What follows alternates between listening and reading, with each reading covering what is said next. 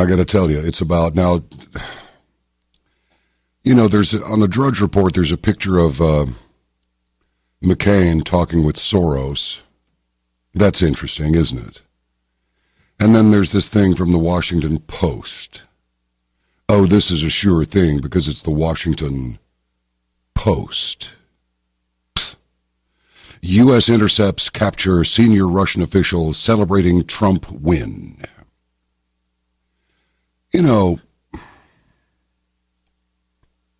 Key pieces of information gathered by U.S. spy agencies include the identification of actors involved in delivering stolen Democratic emails to the WikiLeaks website and disparities in the levels of effort Russian intelligence entities devoted to penetrating and exploiting sensitive information stored on Democratic and Republican campaign networks. Well, they interfered with our election, right? There's no real proof of this. This is a typical New Washington Post, pick one. New York, Washington, whatever. Typical Washington Post, yes, little robot, thank you. Article. Given the president-elect's skepticism about the intelligence community, particularly its conclusions about Russia, the Trump Tower briefing has taken on the tenor of a showdown between the president-elect and the intelligence agencies he has disparaged. A senior U.S. official said the Russians felt pretty good about what happened on November 8th. They're also feeling pretty good about what they did. Well, what they did was they exposed the deep corruption in the Democrat Party.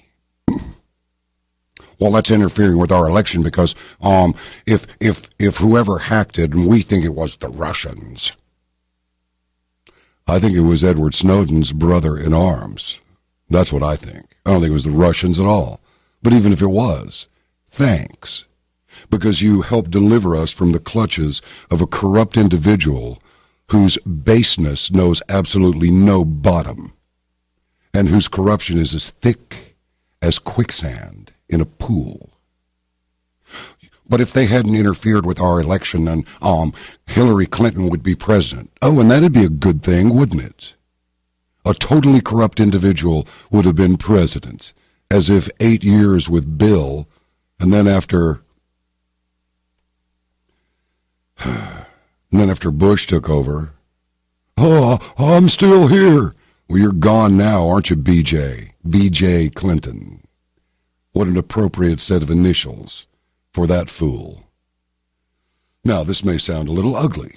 Well, it's kind of meant to be ugly, because I'm feeling a little bit ugly toward these people. Now, we have this other total loser, this Obama, who's set to leave, and he just can't stand it. That little upturned chin, that proud, I just know what I'm doing is right look on his little smarmy face. And that thing that we call the First Lady, it's been the most disgusting experience of my life as far as politics and having to be exposed to them. The worst experience of my entire life, having to endure 8 years of this, whatever this was, I know, a Trojan horse. Now, we've heard all about the birthers. Well, Joe Arpaio's gone. You got a new sheriff in there now that wants to, out there in Maricopa County, he's going to refer to these illegal aliens, or maybe they're guest workers, as guests. They're guests, because we want to be friendly to people in the country, not necessarily our own citizens, but this seems to be one of those things, sort of like treating guests as family and family as guests. And this is more like, let's treat the citizens like aliens and treat the aliens like citizens. I don't think it works. Besides, if you've been around some of the families I've been around over the years, you certainly wouldn't want to treat your guests like families in those cases. However, in the case of the Caravan to Midnight, that's an entirely different matter. And may I just say, family members of the Caravan, Thanks very much for hanging with us as we have gone through the tortures of the damned, I might say. Well, almost. In trying to get this thing to run right. We've moved our servers and our apparati as best we can out of the clutches of those who might want to tamper with it. That said, it's not easy, and it's also not guaranteed. There's an article right here, for example, as I wander around all over the place, that, well, it's to the effect that the German government, I'm looking for it now, because I got a bunch of them open here. The German government is run by the U.S. government. Now, that may not come as a big surprise to you, but it's sort of like when your parents think that you're puffing on the good herb, but they're not sure. They think you might be, but they're not sure. Well, it's a lot different than when they know for sure. Then they found some of the good herb in your sock drawer or something. Now get this. This is from strategicculture.org with a dash between strategic and culture by Eric Zusser. Germany's only independent newspaper says Germany's government is controlled by the U.S. government.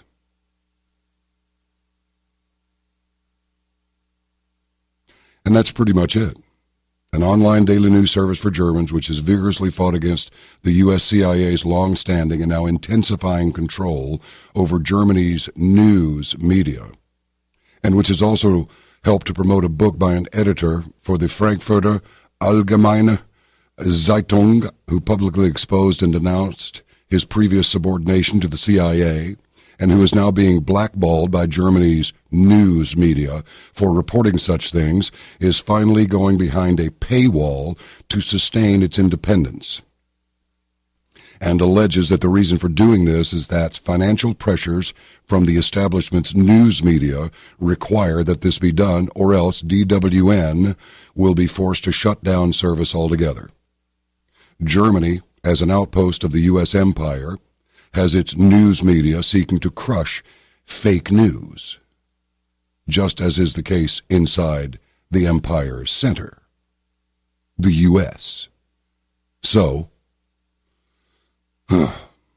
there it is. Now, Deutsche Wirtschaftsnachrichten. Deutsche Wirtschaftsnachrichten, or German Economic News, online daily news service for Germans. I think maybe you should go to their website and get a subscription to it. Seriously. You can get a free subscription and certainly get the updates, and then just paste it in, either put it into freetranslation.com or just have your browser translate it for you. But I think we should support this person. I don't know who he is. I don't even know if it's a he. But independent news mediums should be supported. They really should, because this is just getting too stupid for words. Now, where am I going with all of this? Hugo Feugen is a brilliant man. I repeat, I'll give you his whole CV here in a minute. But he's been a successful CEO or president of 3 different aviation and simulation-related companies.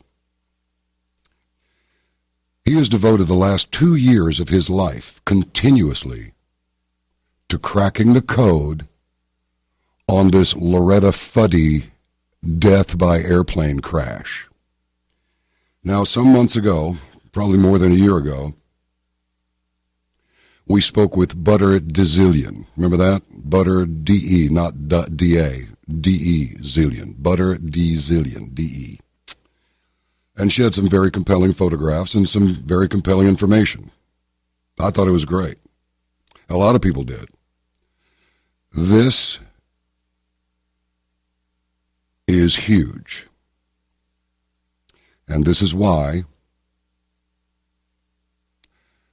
Ghost has got one heck of a job to do, and Chief did a heck of a job today as we sat here for well over 7 hours in almost continual conversation.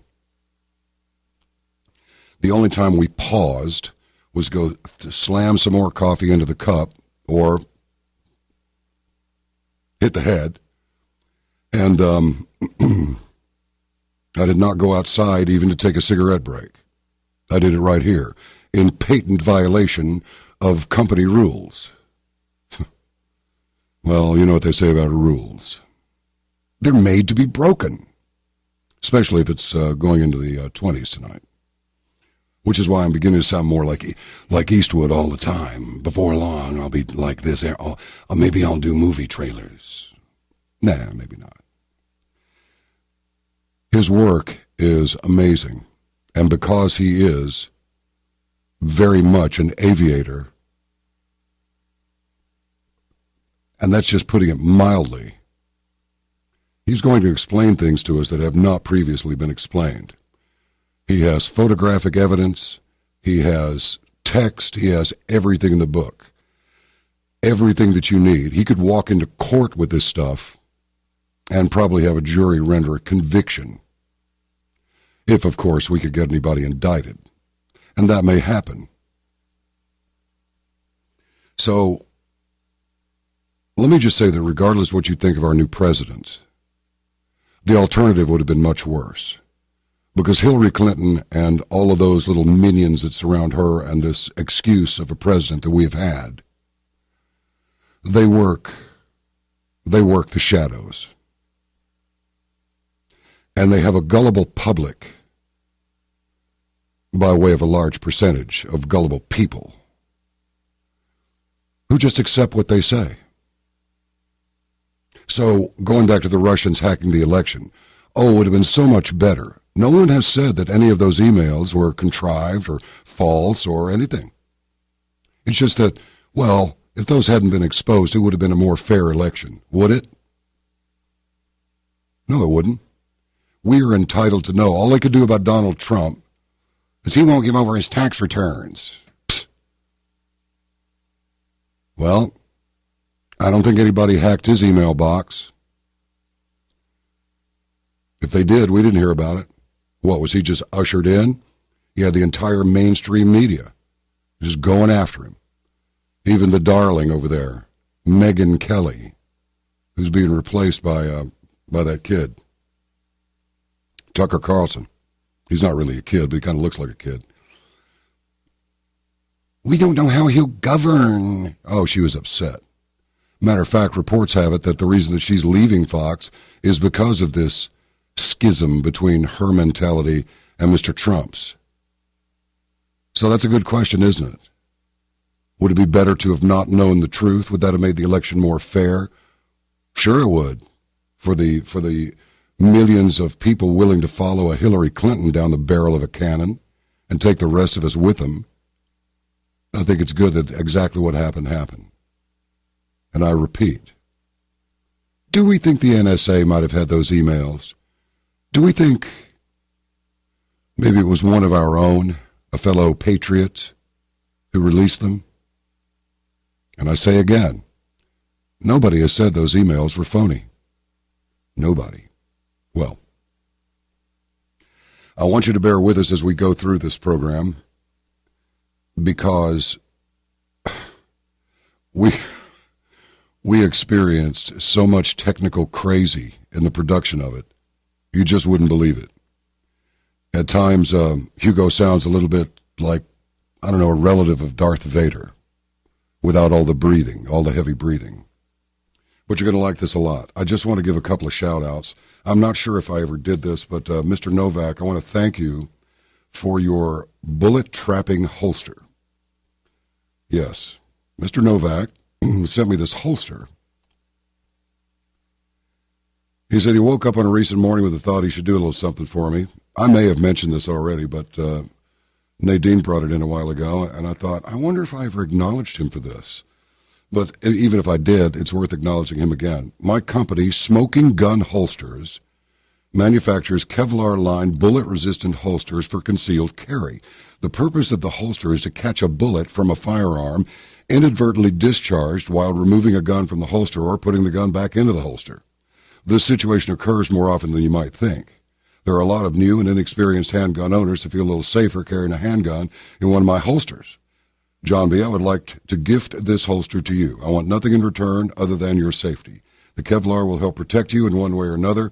You'll be protected, in one way, and the other way you will be protected is on the back of the strap. He who is on the lead camel is also on the back of the holster, and it's true. I'll show it to you. Initials on the front, and the Christian cross on the back. Mr. Novak, thank you very, very much for that. I appreciate it. And again, smoking gun holsters. It's not a bad idea. In fact, I think it's a great idea. If you ever watch the Waco siege, you'll see a SWAT guy climbing up a ladder, and then you'll see him lose his footing. But if you look closely, what he did was, it appears he pulled his Glock out of its holster by the trigger and shot himself in the leg. If he'd been carrying one of Mr. Novak's holsters, that would not have happened. Just saying. Anything else? Anything else? Oh, yes. A clarification. Chris from Soliday, the fantastic toothbrush outfit, said, Nadine, I was called by one of your clients who mentioned your boss, that's me, suggests that the toothbrush be used and works only with incandescent lighting. This statement needs modifying as it works with all light sources, including LED, fluorescent lighting, etc., as long as it's in a bright light environment. So there you go. There's the correction. Now, the reason that I said that is because it was advertised when I first came across this toothbrush. Oh, if you don't know about it, I'll tell you about it in a second. As requires only the same amount of power as a small handheld calculator. But over the years, I've had trouble under certain light sources, LED sometimes, fluorescent sometimes, and getting a little hand calculator to work. So that was my deal that said, works best if you got sunlight coming down on it or incandescent lighting. But Chris says, no, it works in all lighting conditions. I'm going to tell you right now, I haven't tried it in all lighting conditions. I just went straight for either the sunlight or the incandescent light because I don't care for fluorescent or LED. In fact, I don't know what those bulbs are. Chief, what are those bulbs we use with the curly Q that's shaped like a screw? Are those fluorescent bulbs? These things, if you break them, you better not breathe the dust. Those things will actually put a tan on you. I don't know if you can see this, but it's like, look at that. Look at that red line right there. Wait a minute, where is it right there? That's not from sunlight. It's from these lights in here. So anyway, that's why I don't like them. I find that incandescent lighting does not do that. So anyway, now, what's all this about a Soliday toothbrush? It's got a little solar panel in it, and it blows negative ions up the stem of the toothbrush and onto your teeth and gums. It is spectacular. I went to the dentist once upon a time, and he went, your gums look rough. And after a little investigation, I started using this toothbrush and got rid of all fluoride toothpaste, to my dentist's chagrin. I kind of keep that on the down low. I told the hygienist, she goes, your gums look great. What'd you do? So they got me a negative ion generating toothbrush. You should buy one from our website. And she goes, really? Yes, absolutely. I also got rid of all fluoride toothpaste, all of it. You know, if you read the back of a fluoride toothpaste tube, it says, if you ingest it, call a poison control center. Not seek medical attention, call a poison control center. That doesn't sound good to me, so I quit using it. And as soon as I got my toothbrush and got rid of fluoride, dentist says I have the gums of a healthy 22-year-old. So I don't know if he's just schmoozing me with that, but I look at them sometimes, they're pink and healthy looking. So if you got any issues, you owe it to yourself. Remember, it's what we do every day. It's not just, I'll throw a patch on it. You have to get into a regimen, not a regime. That's government. A regimen, and stick with it. That's why they call it a regiment, because everybody in it is doing the same thing every day. Being soldiers, usually. All right. What else? Anything else? Yeah, you're going to like this a lot. Wait till you hear what he has done with his life. That's why we call it a CV. Somebody said, John, what's a CV? Well, a simple Google search will reveal that to you. It stems from the Latin, and it stands for curriculum vitae, or actually vitae, curriculum vitae. And what it is it's different from a resume, because a resume, you sort of modify it from job to job, right? But a CV it's really more of a rich history. It can be 10 or 12 pages deep if you want it to be. Whereas a resume is usually just one page, sort of like a bio. Send us a bio. A biography, really? Well, it'd have to be an auto-bio, wouldn't it?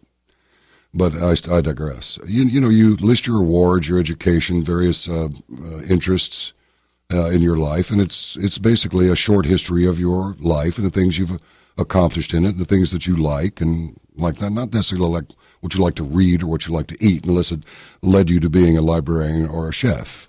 So that's your CV, and he's got a pretty thick one. So bear with us through the technical issues. It was much more important. To me, it's much more important to get the information to you than to have a totally, slick production. You can see that on any mainstream media channel, and you'll find that the information available to you from those channels is equally useless from channel to channel. I hope you do not find the information that you get at Caravan to Midnight to be useless. Now, it's still not too late to bring some people to justice who most certainly need to be brought to justice.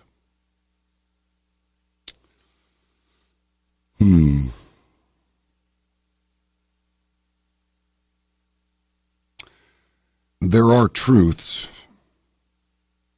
which are not for all men and women, nor for all times. That's Voltaire. But here's some truth that is for all men and women with Mr. Hugo Feugen. He's been a successful CEO or president of 3 different aviation and simulation-related companies.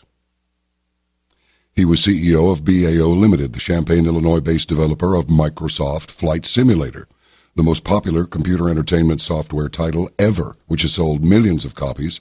And in fact, someone very near and dear to me, Mr. Ghost, learned to fly on one of these. It was using this simulator. He could not get this jet off the runway. The runway was too short. And I said, well, do this. I just had an idea this might work. So he took it all the way down the runway. And I said, let me throw on full flaps when I tell you to. So he did. And he made it off the runway. And then come to find out, I spoke with my own flight instructor. He goes, yeah, that's an old technique. So that's what I'm talking about. That's intuition. I thought it might work, and it did. But the thing is this simulator was just spectacular. Anyway, under Mr. Feugen's leadership, BAO continued to lead the PC simulation world with cutting-edge developments across all major simulation areas, including graphics, databases, aerodynamic flight modeling, user interaction, and education. In addition to the flight simulator, BAO in 1994 also developed Microsoft Space Simulator, an accurate to 1-meter resolution across 4.2 billion light-year simulation, employing a broad range of vehicles from aerodynamic to interstellar, all using proper physics. Under its own label, BAO developer Tower, a voice recognition-based simulation of the interaction between dozens of air and ground vehicles with controllers in airport tower cabs. The multimedia experience of Tower integrates a 360-degree photorealistic airport depiction, parenthesis around the S, and computer-generated aircraft in accurate livery and detail. The sophisticated voice recognition phraseology for pilot-controller communication was taken directly from FAA 7110 documents. Under the banner of Aviation Simulations, Inc., professional versions of the Tower simulation were sold to the FAA, and to Transport Canada. Mr. Feugen was the instigator of the first consumer product set to integrate large tracts of Landsat data, replete with digital terrain elevation, into a $40 a box software. Today, the 5 products of San Francisco, Las Vegas, Washington, D.C., Paris, and New York sold over 500,000 units, volumes previously unheard of among so-called add-on products, a largely unknown concept itself, before being popularized by flight simulator-related products. Now there's more. At BAO, Mr. Feugen was the primary software designer of a PC desktop trainer, which won and completed a U.S. Navy SBIR Phase 1 with the Naval Air Warfare Center to help the Navy train aviators aspects of judgment while otherwise flying naval aircraft. That training was credited with saving a real-life carrier-based helicopter. During his 7-year tenure as CEO, Mr. Feugen brought BAO Limited from 6 employees to nearly 40, and as principal negotiator successfully consummated that company's sale to Microsoft. In a January 16, 1995 Business Week article, Microsoft Chairman Bill Gates called the flight simulator relationship with BAO, quote, the most successful collaboration with a software publisher the industry has ever seen. Mr. Feugen has logged over 2,500 hours of flight experience, over 450 hours as a certified instrument flight instructor. He holds a single-engine land and multi-engine land certificate, Class 2 medical, as well as a repairman certificate for his experimental Lancer 320, which he's been flying for more than 26 years. Those things are fast, too. For 8 years, he served as safety officer of the Engineers Aero Club. Get it? Engineers, A-I-R-E-S. Aero Club, a group of 30 pilots that together own 3 Piper Archer IIs. 4th place, 180 horsepower, single-engine reciprocating propeller-driven aircraft. There's a little bit more. This is a real CV. He's also the original developer of flight lessons within Microsoft Flight Simulator. Through virtual tutelage, hundreds of thousands, if not millions, of would-be and actual pilots have honed their flying and instrument skills. Hence, prior to 1998 at least, more time has been spent by pilots, both real and virtual, learning and practicing their skills from Mr. Feugen's flight lessons than from the guidance of any other single instructor in the world. There's a little bit more.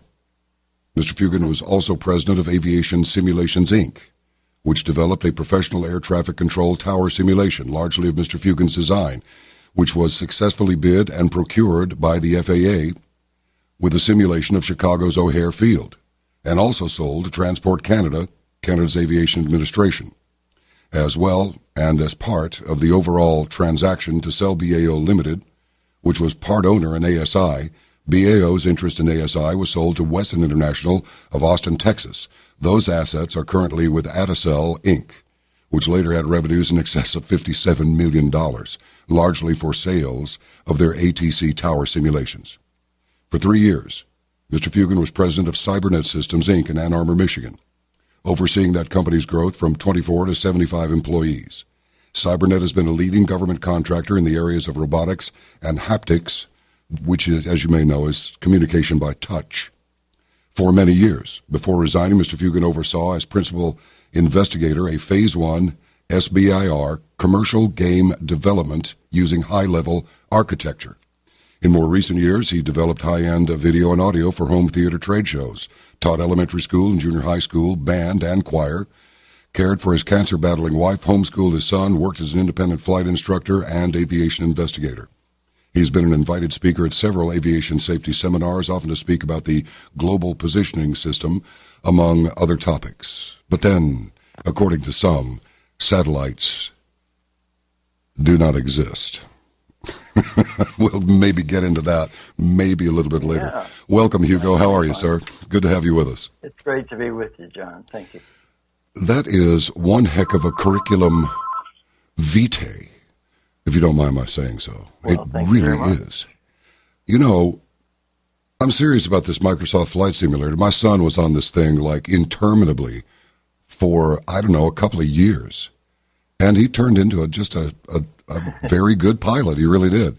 And I really enjoyed that trick. I just had an idea that why don't you just get all the speed you can and throw on the flaps and put it into ground effect and see if you can get her airborne, and it worked. And then my flight instructor said, "Oh, yeah, John, he's Austrian." He goes, "Yeah, John, that's an old technique." It's like, well, you didn't teach it to me. Well, it's been very gratifying over the years to hear from pilots who've gotten their training in part via flight simulator, and to hear of their success stories and being professional pilots and the like. I know several who are flying the big rigs around. And as well, it's also very gratifying. I've heard from several who are flying other kinds of craft around, for example, our military, and how that was part of their training as well. So it's all very gratifying to be able to bring aviation into the modern world. It's funny. I would think when I was a kid, you and I are in approximately the same demo. When I was a kid, it was all about airplanes and flying. It really was. And over the years, I'm not sure general aviation has seen the growth that we had all hoped for. My first flight was, actually I was 15 and Ed was 16. We flew his dad's Taylorcraft. Years later, he told me, well, you really had no idea how much danger you were in, but I think he was just being his usual sardonic self.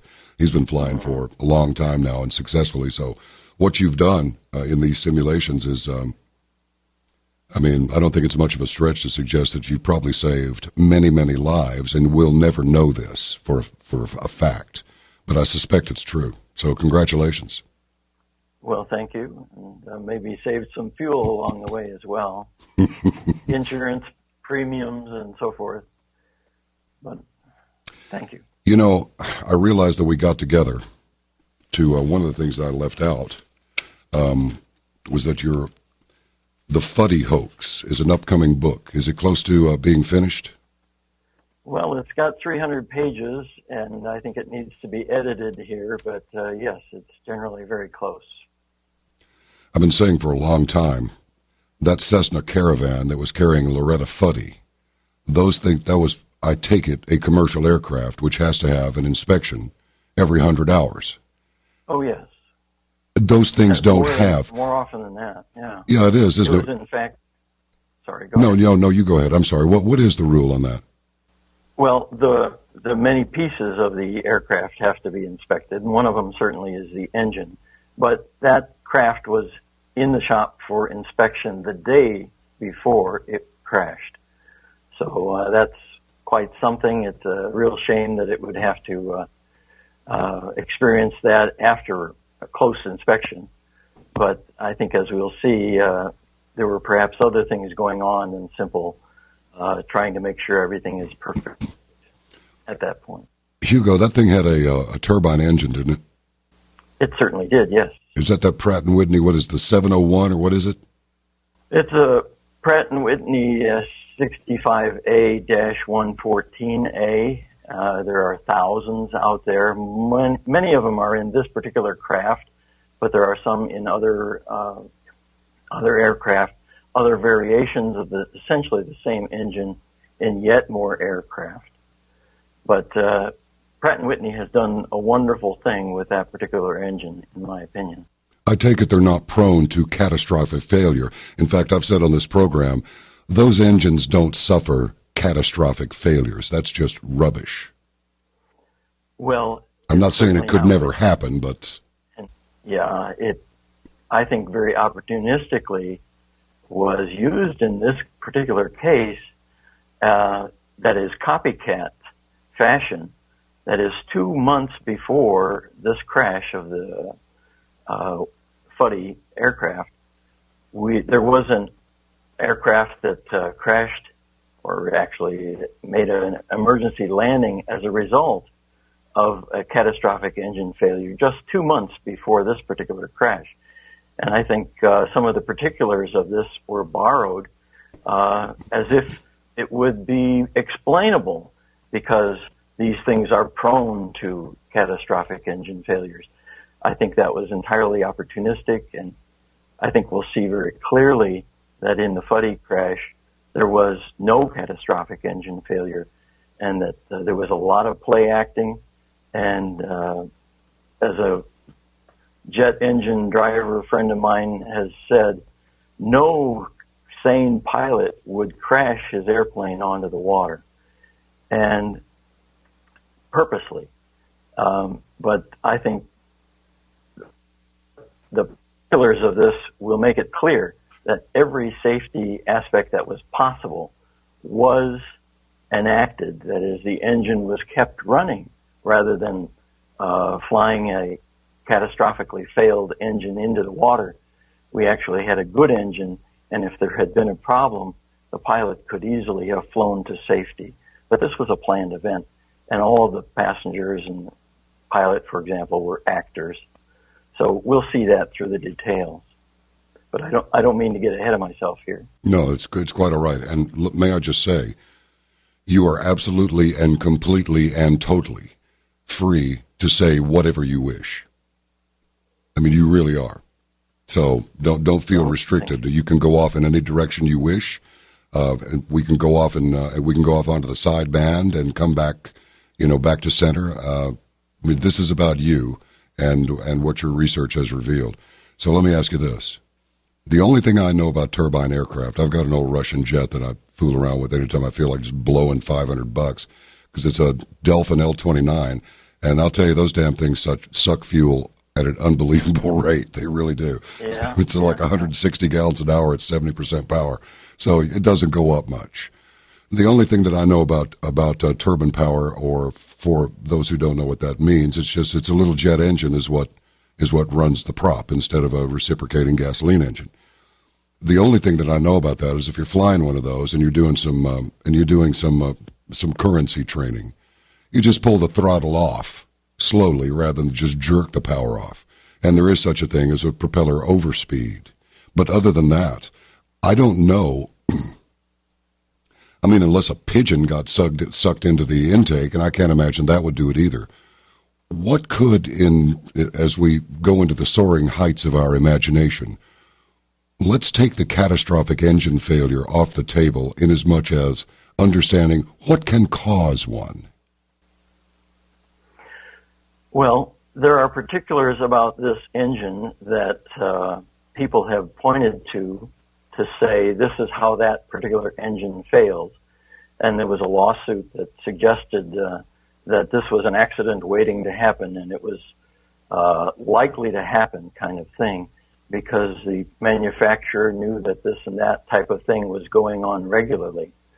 And so there was kind of a narrative generated in that went far beyond what the evidence of this particular crash stated, in my opinion, and tried to create a momentum for actually redistributing a lot of money to a couple of clients that were passengers or the heirs of passengers of this flight. So that, in my opinion, was very unfortunate. That is, the things that were mentioned, such as creep, that is, the turbine blades can actually begin to move through the forces over long term. There are other things like the cleaning materials can adhere to the blades in a way that was never intended and create currents and moments that basically over time will shake that engine apart. Now, that's a very rare circumstance in my understanding, and yet partly because this crash happened with a very high-profile person, a state administrator in Hawaii, dying, ostensibly, I think there was a lot of pressure behind what they call hearings for airworthiness directives. That is, the FAA put out notices that they were considering airworthiness directives, which are basically slaps at manufacturers and things, processes sometimes, that have been shown not to work very well in the real world. And sometimes those airworthiness directives, if they're determined to be needed, can be very impactfully financial to the owners and others related to those aircraft. Now, there were 2 airworthiness directives that came out for this particular engine, and I think it would be undeniable that it at least was in part because of this crash. One can't say how much it owed to the problem here that was actually a hoax, but nonetheless, as a result, there were many more inspections required for owners of this particular aircraft.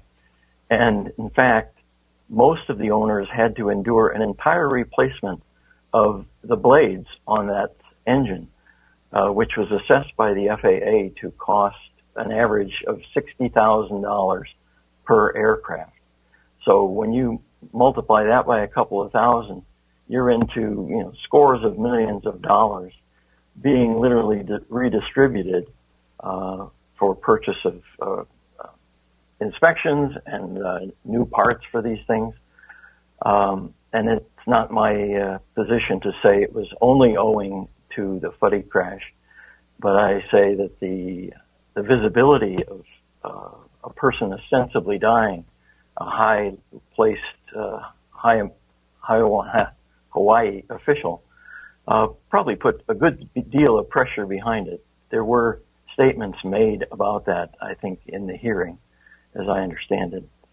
So that might have given it some more certainty of passage that way. So Pratt & Whitney has suffered, Textron Aviation, the manufacturer of the aircraft, has suffered in reputation with its customers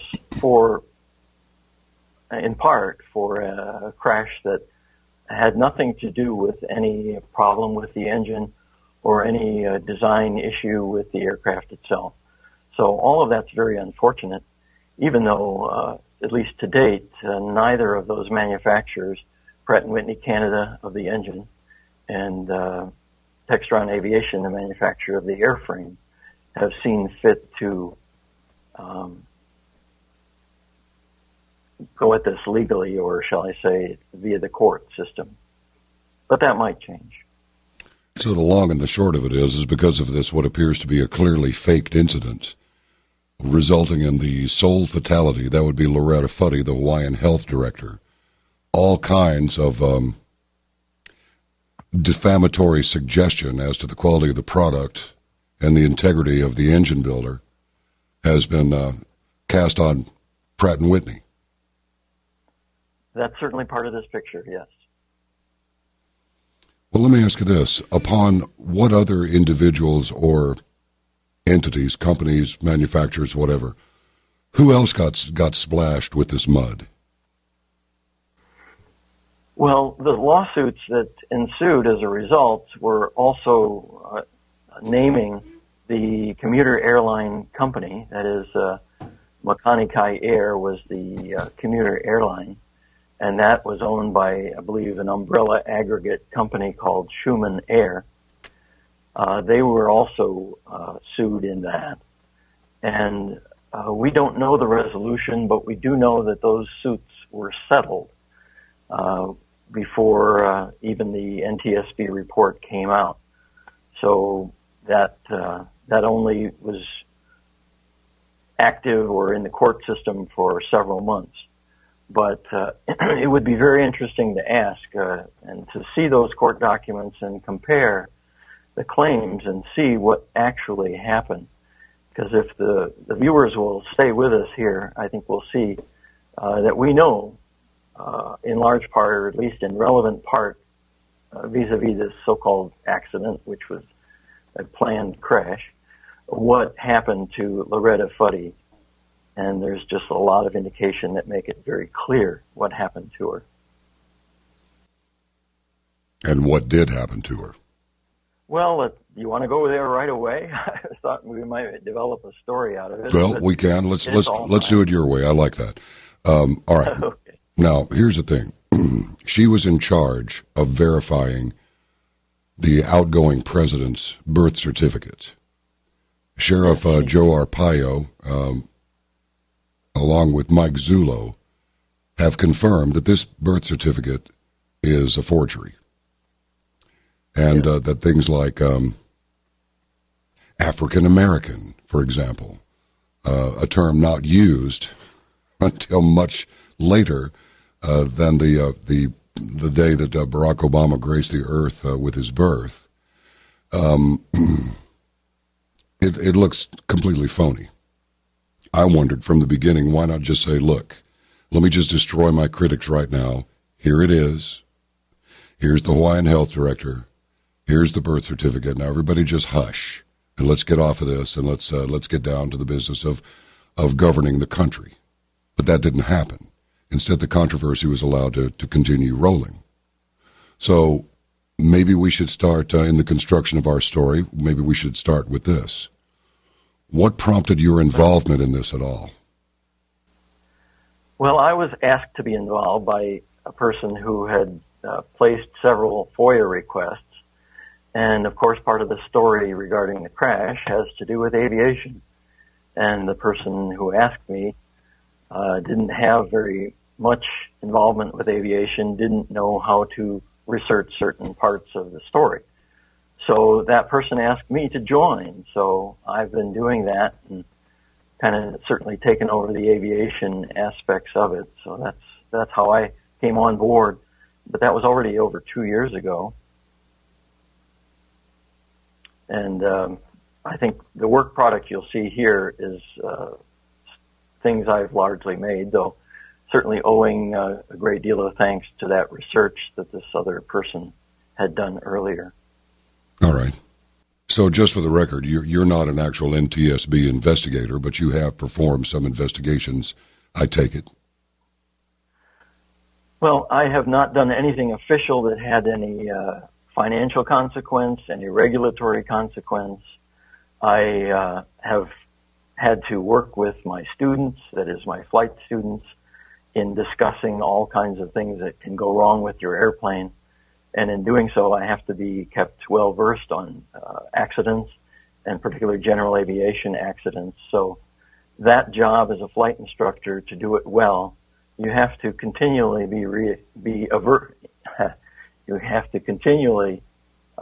keep versed with what's going on in the aviation world, particularly as it relates to crashes and issues that make airplanes break.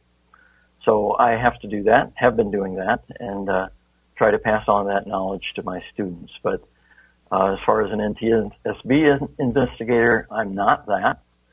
Now, it's very rare to have a third party involved in an NTSB investigation, and though it can rarely happen. And I asked to become involved in this particular crash because I had some information about it, and I wanted things to be done correctly. And I had the assumption in my naive little brain that the NTSB would certainly want everything to be done correctly with all the I's dotted and T's crossed. So I spoke with two important, highly placed people in this particular investigation, and I provided information. And that's not an easy thing to do. You have to pass a certain gauntlet of why should we listen to you kind of questions, and what do you have to say? And if you don't have something solid, if you're not a solid person with knowledge about things, they'll say, I'm sorry, you're just not worth our time. But I was able to get into multiple doors there to deal with investigators involved with this particular crash. And I had good reason to believe I was making headway that would make sure that our government was doing the right thing on this accident. Unfortunately, by the time we get to the end of the story, we'll see that that was a bit naive and things didn't quite turn out as I might have hoped. But we'll go through some of those details because they're very relevant to this particular crash and the larger picture, which is, I think, constantly coming back to how could such a thing be a planned event? How could someone take the interests of general aviation and the professional aviation community and twist them around, make millions and scores of millions of dollars be redistributed to people who shouldn't have gotten them? payouts to people who make complaints that contain things that maybe weren't true, which we'll all have to see. But we need to resolve these things in a way that gets the truth to light. And what I've seen in this past 3 years since the crash happened is that there has been little to no examination of the particulars. And what I've done by contrast is to bring out very large tracts of this information. And it should be actually, I believe, it should culminate in a congressional investigation that roots out corruption, that roots out interests that have perverted justice, have changed the pockets or changed millions of dollars of shareholder interest and put it in pockets that were not deserving. Things happen that perhaps ultimately we'll see the administration in power was able to stay in power rather than if this story were to have come to light. That is, Loretta Fuddy was an individual who knew a lot of things. She had provided this false birth certificate, and those were things that should have been able to be examined and come to light. But because she disappeared from the scene in this particular crash, none of those things were able to be done. And that's a great loss to the common man. The public here has been mightily wronged. And at least for 3 years, there's no place that this has been given a proper hearing. So I'm hopeful that that can eventually happen. Well, why don't we have one now? And that'll do until the really big show gets here. Maybe I should, let me ask you this. Are you at liberty to discuss who was paid or otherwise received some sort of financial enrichment, compensation, or anything else? To whom was this money redistributed, and where did the money come from? Well, I don't have the amounts in my portfolio to tell you what they were, but I do understand that there were payouts to the passengers who suffered, were deemed to have suffered. I believe there was compensation via insurance for hardware, for airplanes that crashed and things like that, that basically changed the way things should have gone, perhaps in terms of justice. Yes, there were dollars that changed hands to solidify these things. I don't have the amounts. I do know that the passengers were given things, and they signed something to receive those. I know of at least one holdout for a time, but I believe that person ultimately signed and got some kind of compensation. That's my understanding from other sources. But it's a hoax. Did I hear you mention earlier these passengers were actually actors? Yes, there's no question. So I take it they must have had to sign something that would be tantamount to the Official Secrets Act of some sort, confidentiality agreement, something. Well, I suspect that the resolution with insurance companies and the like probably have some secrecy, confidentiality attached to them. That's very typical. I don't know of the language in that. But the long and the short is these were actors. They may have come upon the situation innocently, but ultimately they knew of what was going on, at least to some degree. So I'm not saying they're all villains. I believe they probably believed they were doing a good thing, a service to their country perhaps. I think we'll see that there were probably military people involved who were ostensibly at least being helped.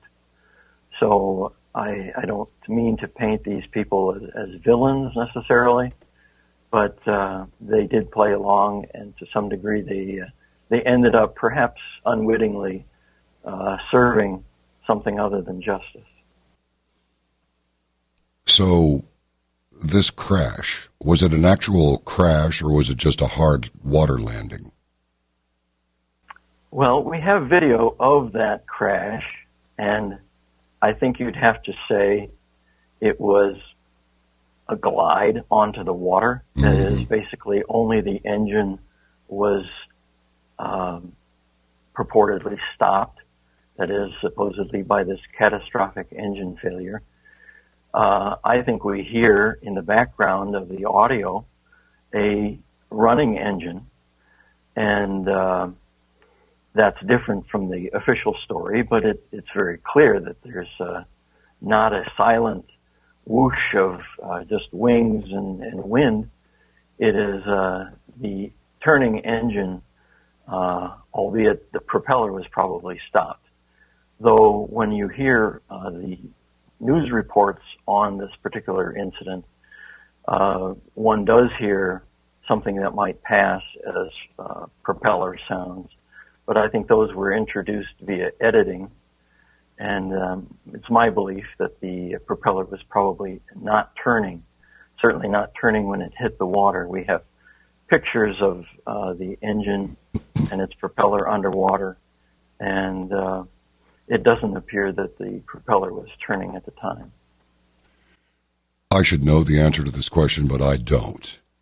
Now, it's not a fixed prop situation where the prop is bolted directly to the crankshaft, as it might be.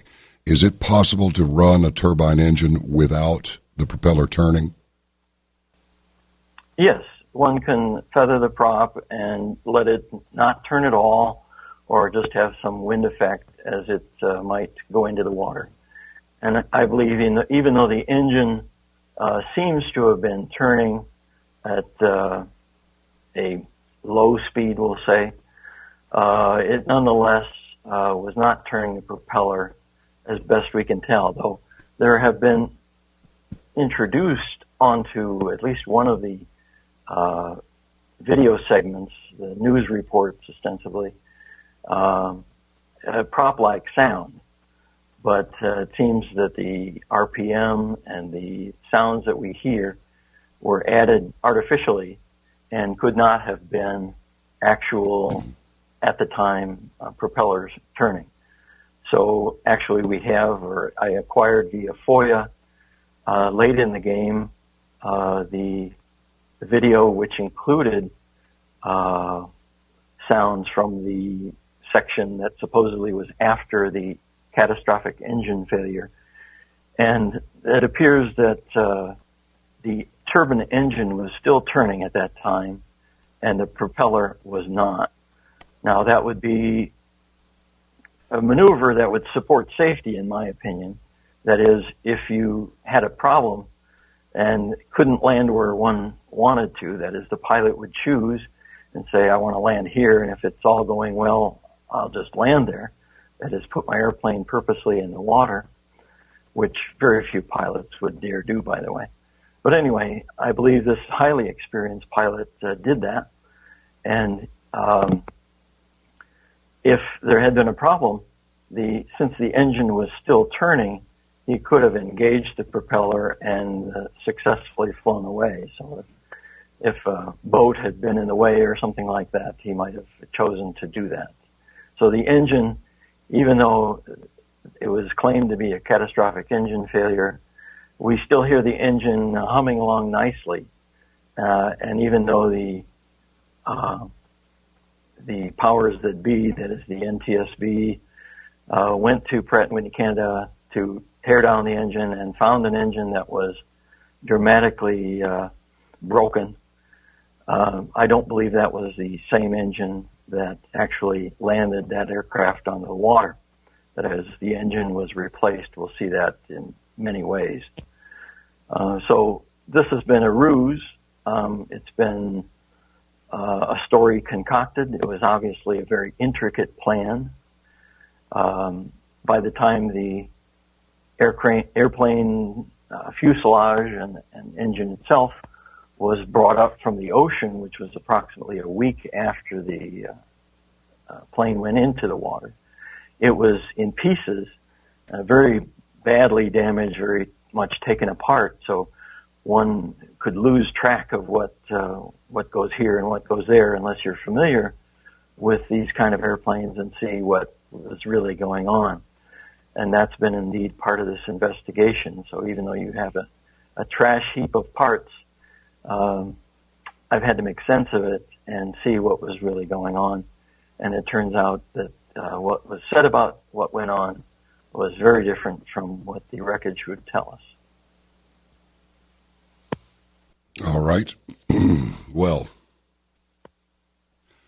apparently, I mean, according to our, the internet is always correct, right? No. But apparently, Loretta Jean Fuddy, had a nickname of Deliana. And apparently, she was a practitioner of the Subud spiritualist movement and was chairwoman of Subud USA's National Committee from 2006 to 2008. Yes. And of course, people have made connections between our outgoing president, whose even his name I'm loath to speak. Apparently he's a member of the movement as well, according to a number of articles and research pieces posted around the net. So, and then there was this gal who came on our program with her website, Butter Dizillion. And of course, I wasn't there when these photographs were taken, but some of the information that you've included in your notes here indicate that there were, well, in her photographs posted on her website, there are lots of frogmen in the water. And they got there awfully quickly.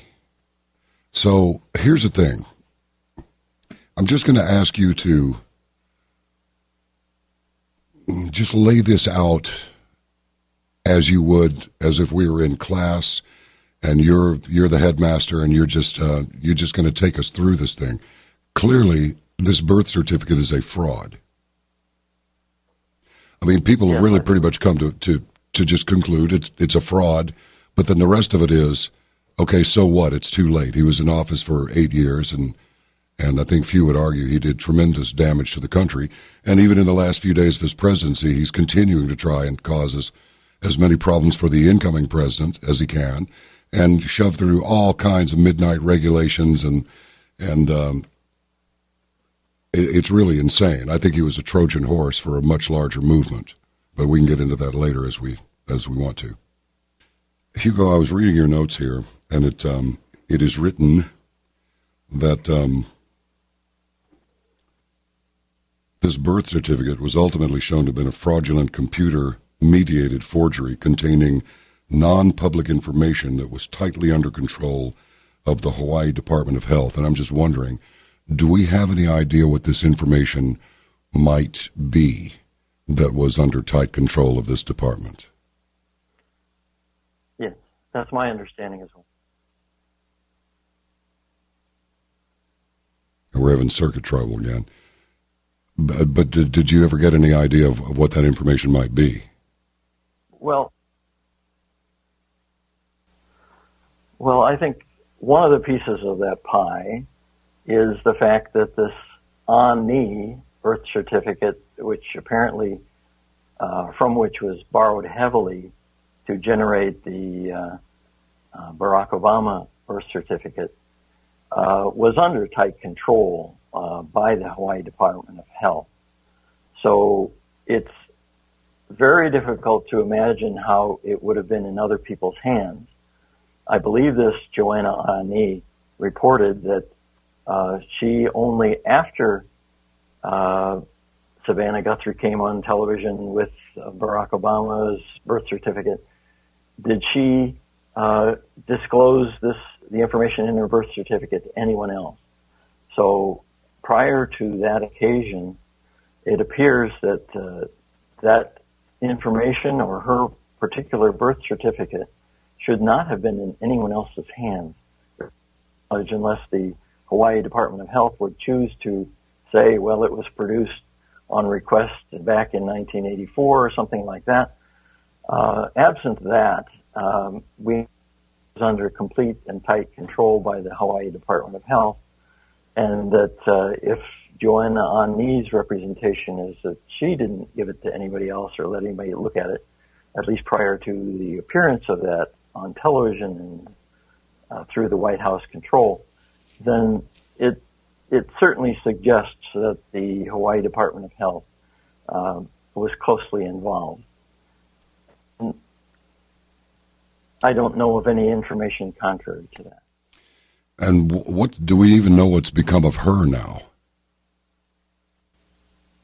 I don't in recent times, and it's not clear. I've heard discussion elsewhere that casts any aspersions, but it's not as if she's clearly chosen sides of the public's interest or necessarily clearly been on the side of keeping things under wraps with the Hawaii Department of Health.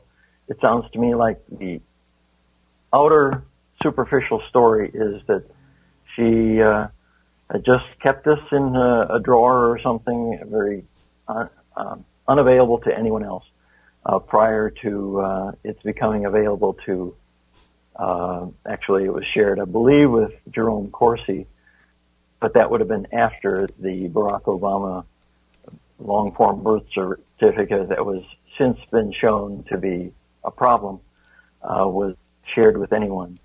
So it would seem to suggest that through all the details we know, if everyone's telling the truth kind of thing, that it was under tight control by the Hawaii Department of Health.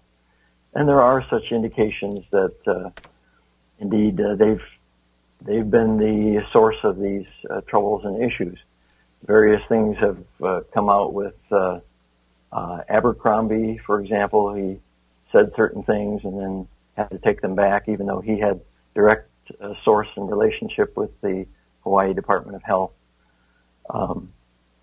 So it would be an interesting piece of the story to know if anyone had access outside the Department of Health and outside of control or sharing by Joanna Ani. So it seems to me there are probably more pieces of the pie that could yet be known, but those particular pieces seem damning. That is, it looks like those pieces of information were directly lifted from Joanna Ani's birth certificate and placed in Barack Obama's birth certificate. And who is she? And who is she, Hugo? Who is she? I don't know very much about her. I couldn't tell you very much. As far as I know, she's a fairly private person and has no playing in the big chess world or anything like that. But it was details from her certificate that was supposed to be added to his? Yes, pieces that literally must have been lifted graphically seem to have been placed on his, and that would seem to answer some of the problems. Yeah.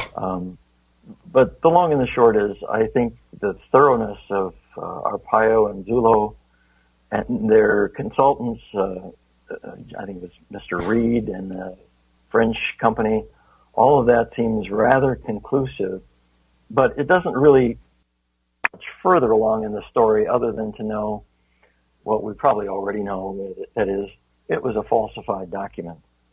And so what do we need to know from beyond that? I think Occam's razor would tell us that if there was a good birth certificate, a valid one, why wouldn't that be brought forth? Because this was through convolution and gyration and people being fired and things like that, it's hard to see that would be the path that anyone would choose if there was a valid birth certificate. So there just must be a lot of things that were messed up. I think we don't have a correct birth certificate, but we see the lengths to which people would go, and this is that piece of, or one of the such pieces to the story, that is, because it would appear Loretta Fuddy shared this birth certificate in April 12th or whatever it was in 2011.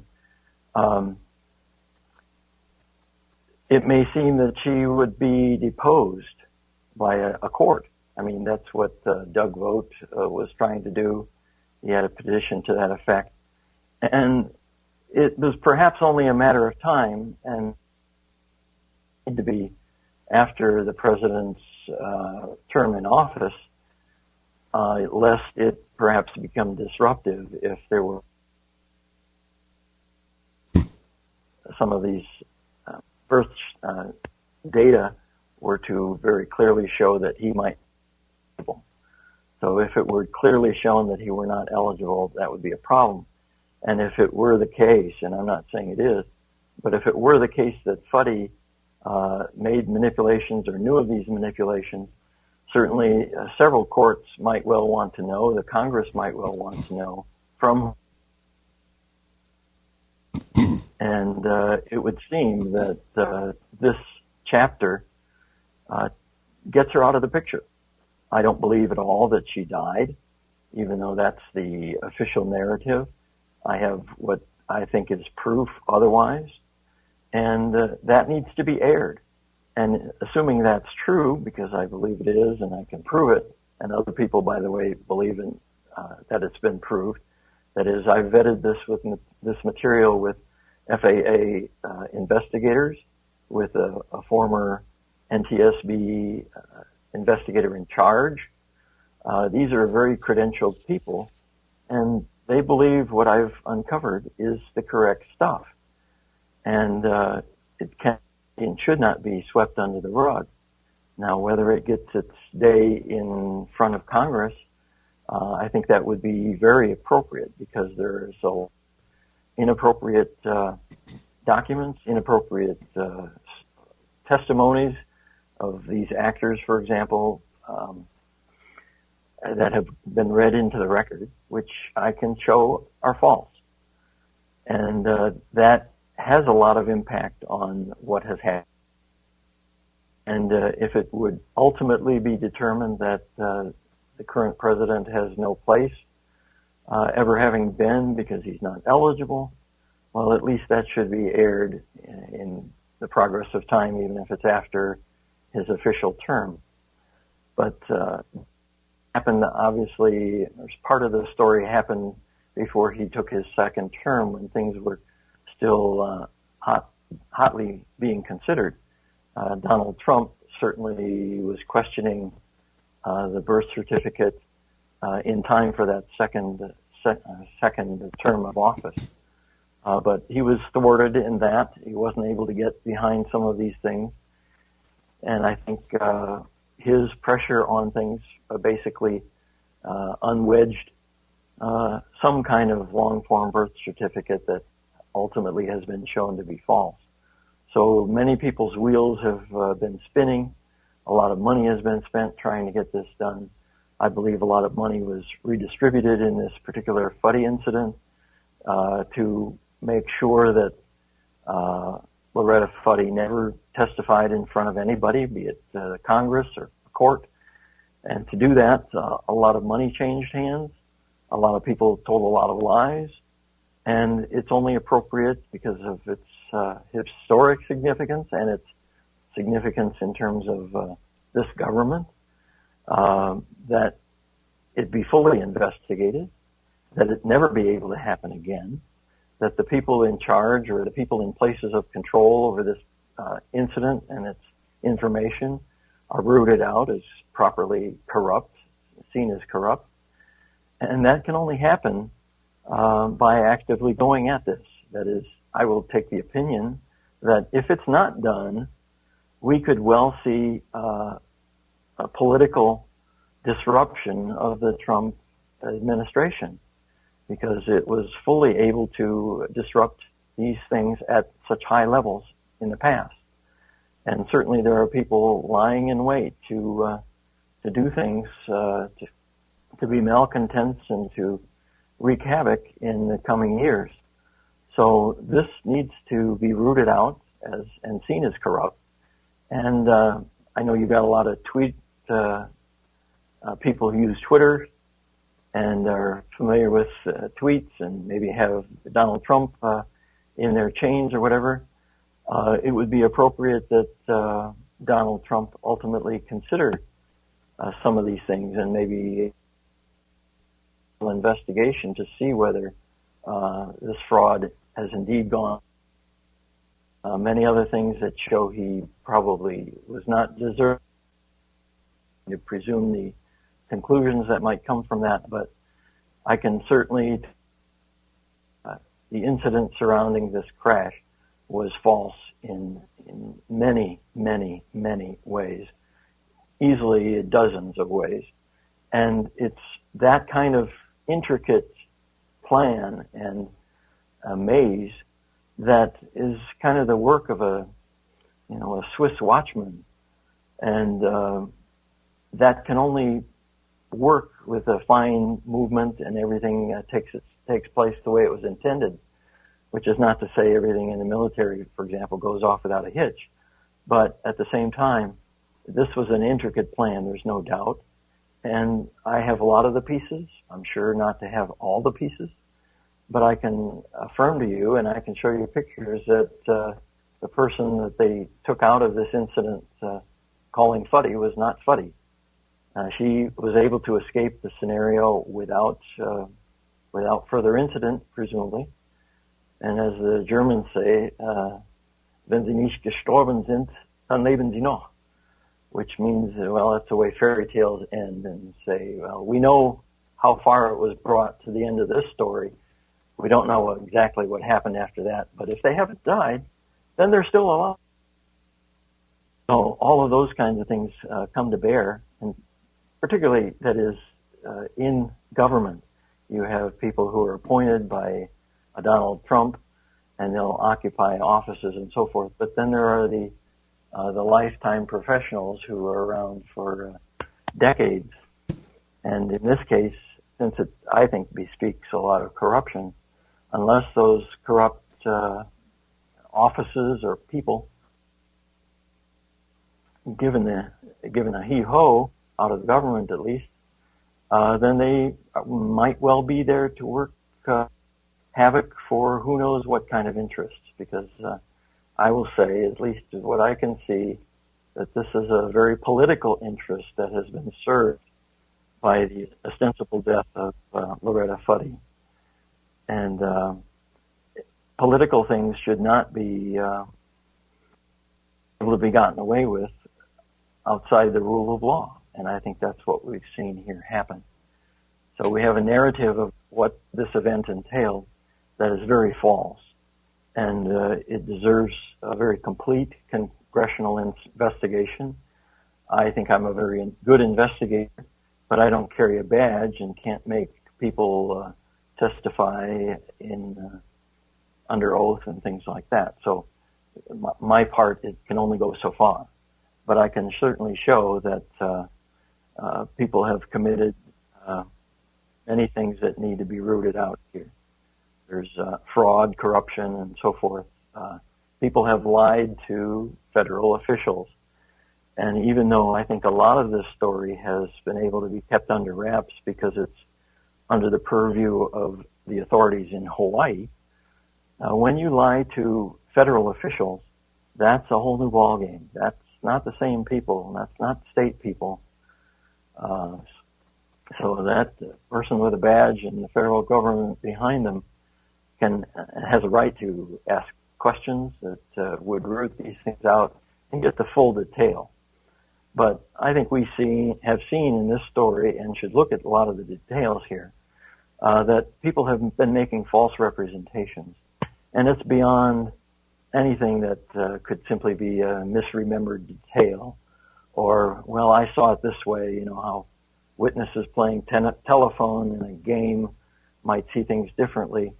But this is a very concerted plan that you see in the actions and statements of many people.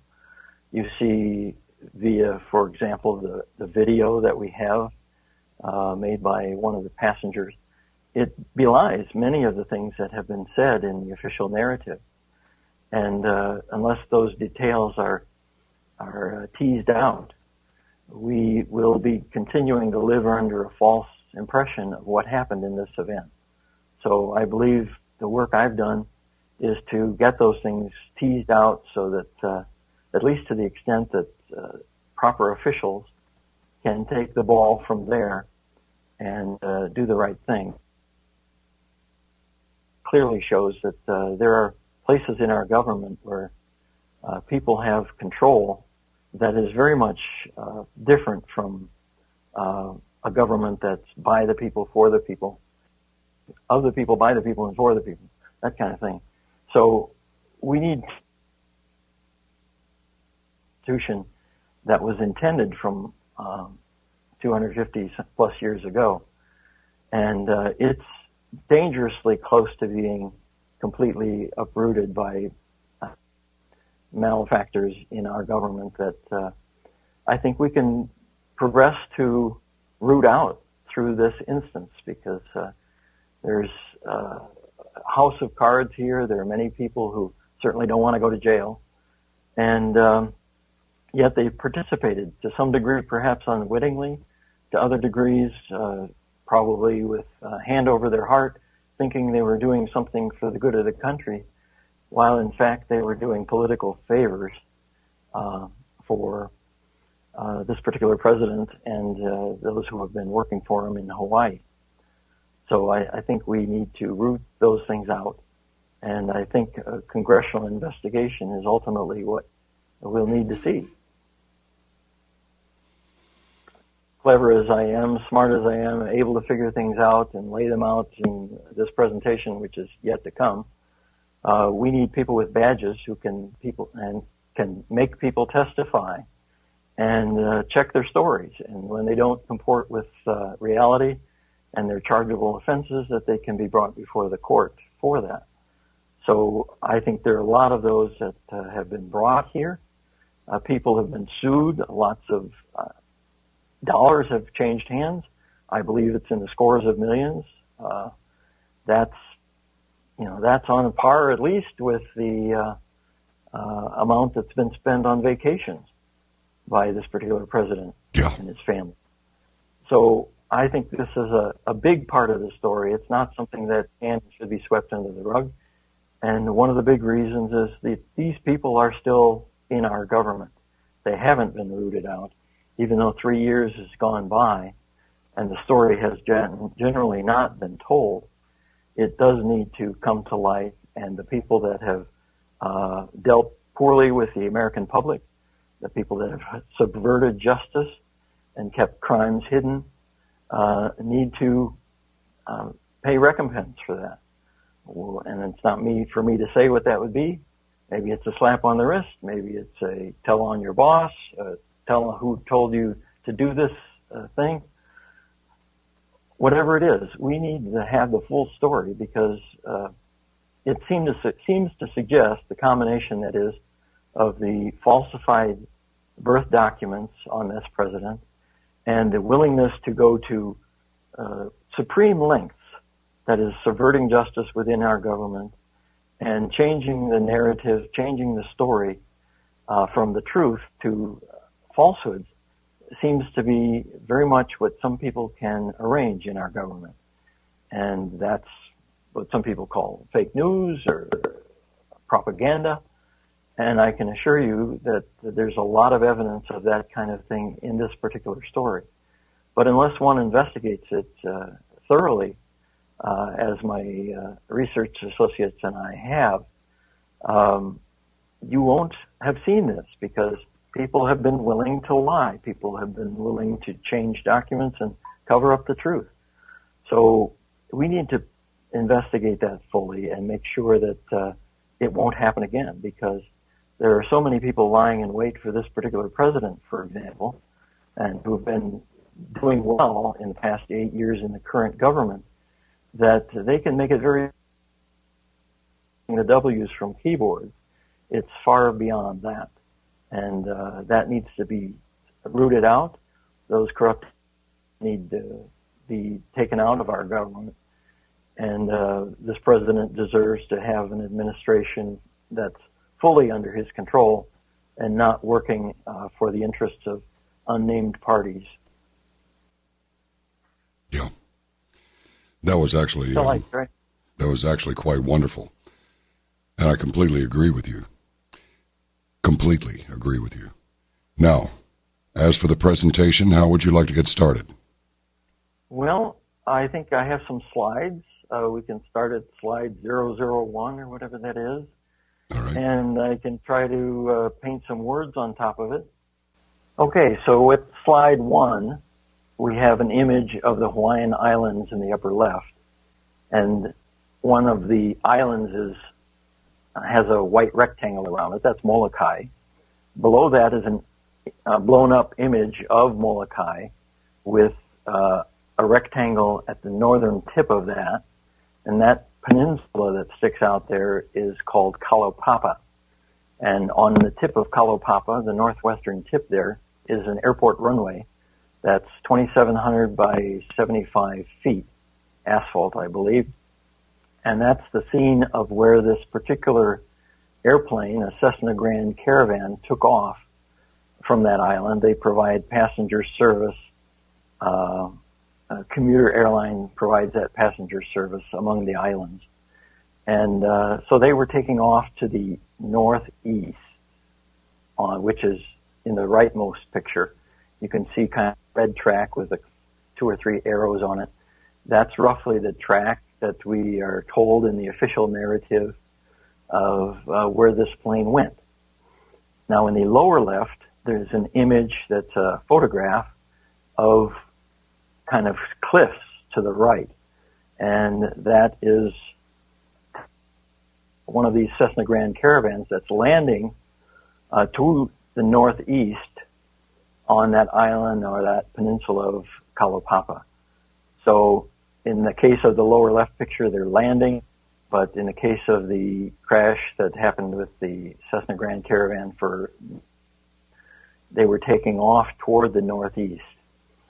And what the pilot represented was that he took off toward the northeast on runway 5, and as he was rounding the turn to Honolulu, and since Honolulu runs almost directly west, it would have been after he made his crosswind leg, roughly where that X is.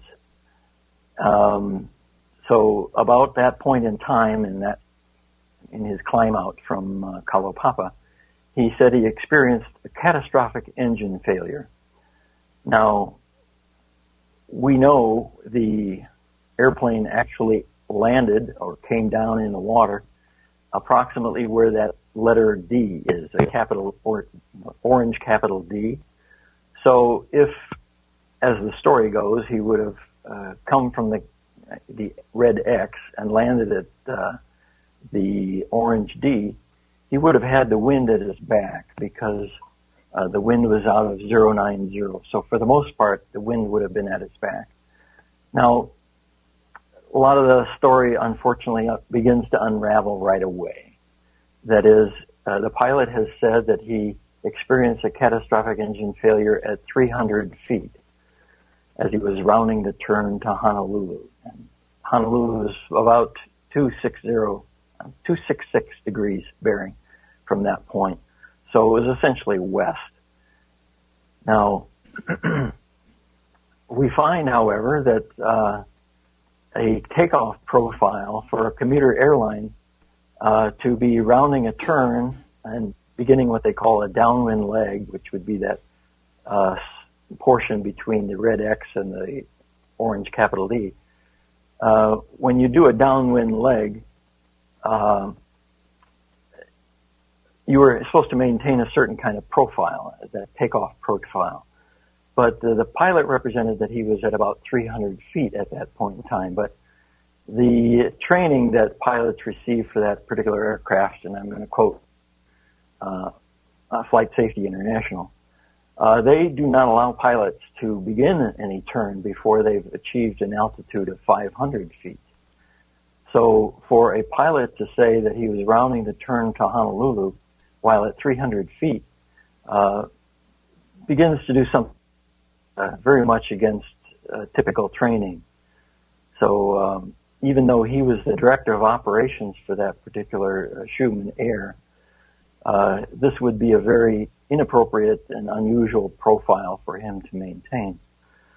Now, to do that, to be at 300 feet at the red X, means you'd have to be turning almost immediately upon takeoff, when the training manuals typically say you wait to 500 feet. But anyway, he said he was there.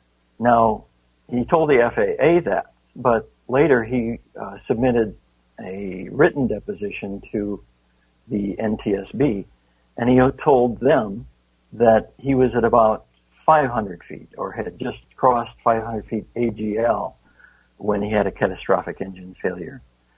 So that's a bit of a change in the story, but either way, making a turn before 500 feet altitude is just very unusual, and especially for somebody who's so well trained as this particular captain, who was director of operations for the airline. For him to make such a takeoff profile is more than usual. It would probably be considered by the FAA to be reckless and dangerous, but we don't have any such narrative coming from the FAA, which is curious. So anyway, that's how that part of the story goes. But we have video of this, thanks to the fact that there was a passenger who just happened to have at his seat, not in the seat back and not in the overhead bin and above him or the feet. Hugo, we're getting a few breakups here. Staff. You have video of what does the video show? We're going to get into that a lot. But we have a lot of video. We have roughly 8 minutes and 40 seconds of video from a passenger who just happened to have a staff with him that had mounted on it 2 GoPro cameras, which are fairly high resolution. It is 1920 by 1080p resolution, taking pictures of this takeoff and then the ditching onto the water. And thanks to that availability, we're able to know a lot more about this particular crash than we otherwise would have. But anyway, we'll get into a lot of these details shortly. This happened, by the way, on December 11th, 2013, and there was one runway there. It's a little difficult to see it, but you see a little jet aircraft in white there on the map. And these maps are generally from Google Maps, which are often satellite-assisted video information. So it's very high resolution, very nice stuff that we can have to do this. But as I said, the pilot told the NTSB something different than he told the FAA. He changed his altitude from 300 feet, to be 500 feet AGL. So anyway, but there's a lot in that we need to know, and we can move to the next slide. And that is, there are a number of differences between the official narrative and the evidence that we see. And although it's not supposed to be part of this story, we see evidence of government involvement, military involvement. We see evidence of Hawaii state government involvement, county government involvement. We see involvement of the national broadcast media and a cover-up. We see pilot and passenger foreknowledge of these events. That is, things that they couldn't reasonably have known are happening because they must have known ahead of time. And we see multi-agency planning and coordination. That is, between the U.S. Navy, between the Coast Guard, between the FAA, between the NTSB. There's all kinds of connections that belie that there was coordination going on. And lastly, there that statement says, a dizzying number of untruthful statements. There isn't time in this presentation or a radio segment or audio video that we have to cover all of those, but we'll be certainly talking about a number of them. If we could slide 003, we're going to see these evidences of military and government involvement, foreknowledge and planning, and cover-up. So anyway, for example, there were on-scene military-trained divers and their delivery vehicles and high-tech gear. Now, if you have an accident and you happen to have to land in the water, the coincidence that there be U.S. Navy trained divers at the scene, literally the moment you step out of the airplane, you have to begin to wonder how improbable that was. But that's literally what we have in this sequence.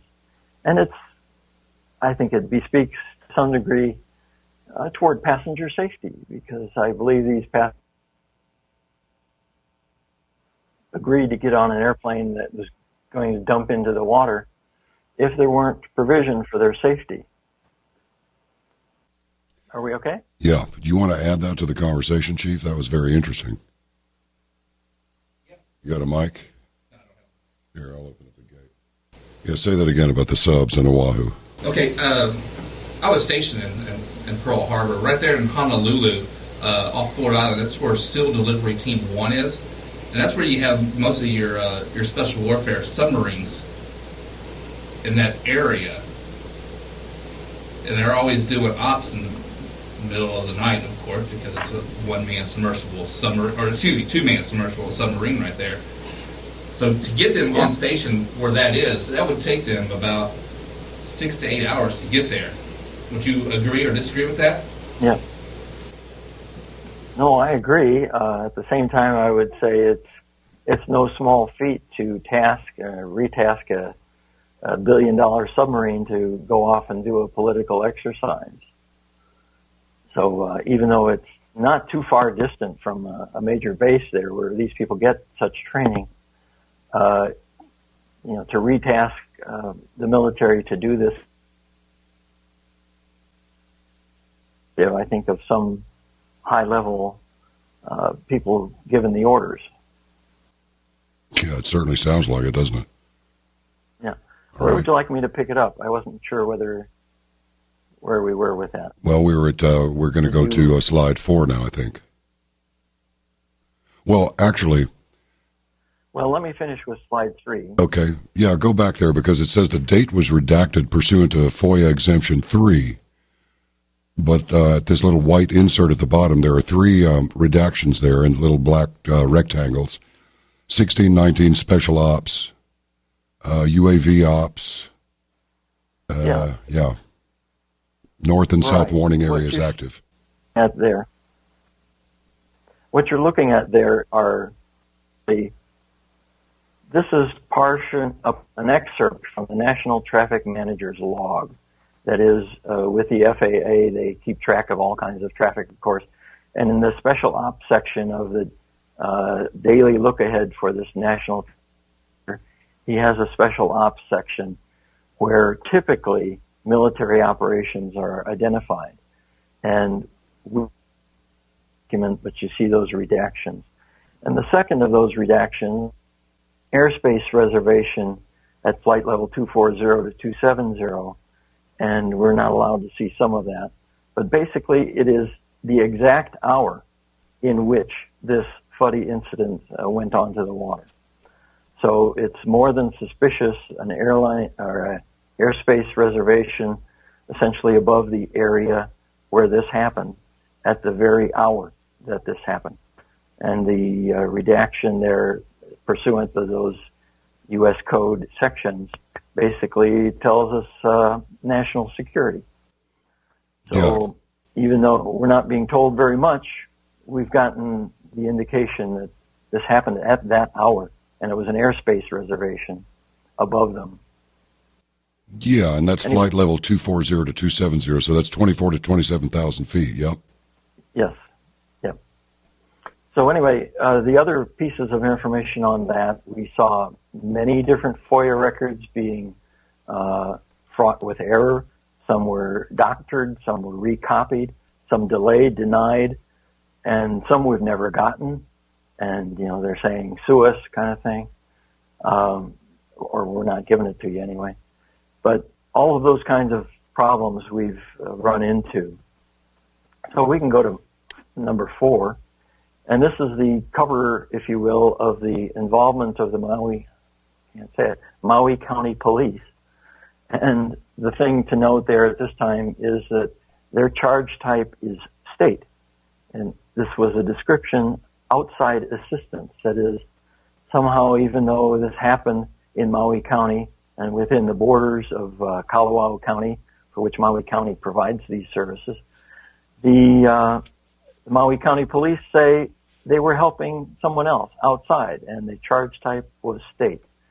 So that's more than curious why they didn't just take it in the teeth and say this was a local incident, an accident, and so on and so forth. No, they're charging the state with that, and it's subject to state statute or outside statutes. We can move on. And what does that actually mean, Hugo, in just layman's terms? What does that suggest? What does that mean?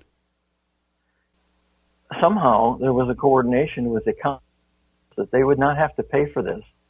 And the reason they were not going to have to pay for this was they were helping an outside group, and that group seems to be the state. Now, Gotcha. Why would that be? These are question marks.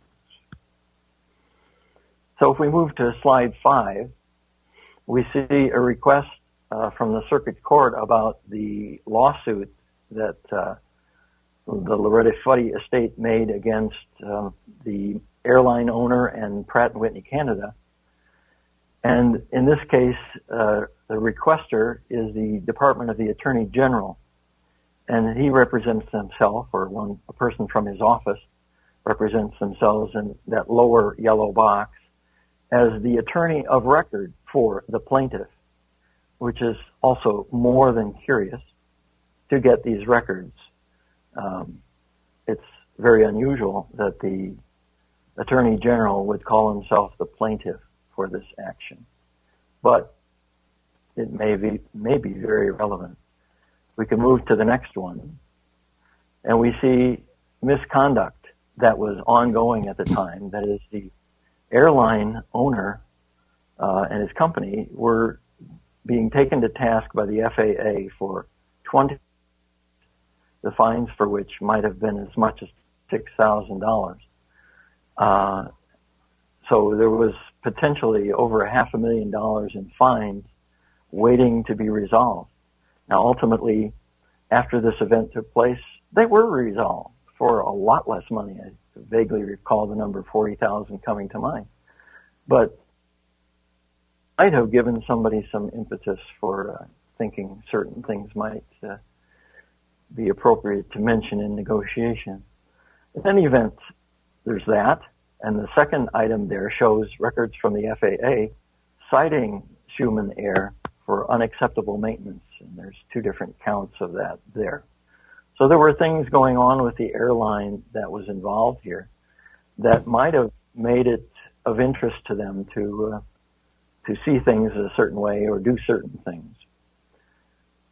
If we look on slide 7, we see that the airline and its owner have made various representations, some legal, some sworn documents, saying that who flew this particular airplane was the director of operations.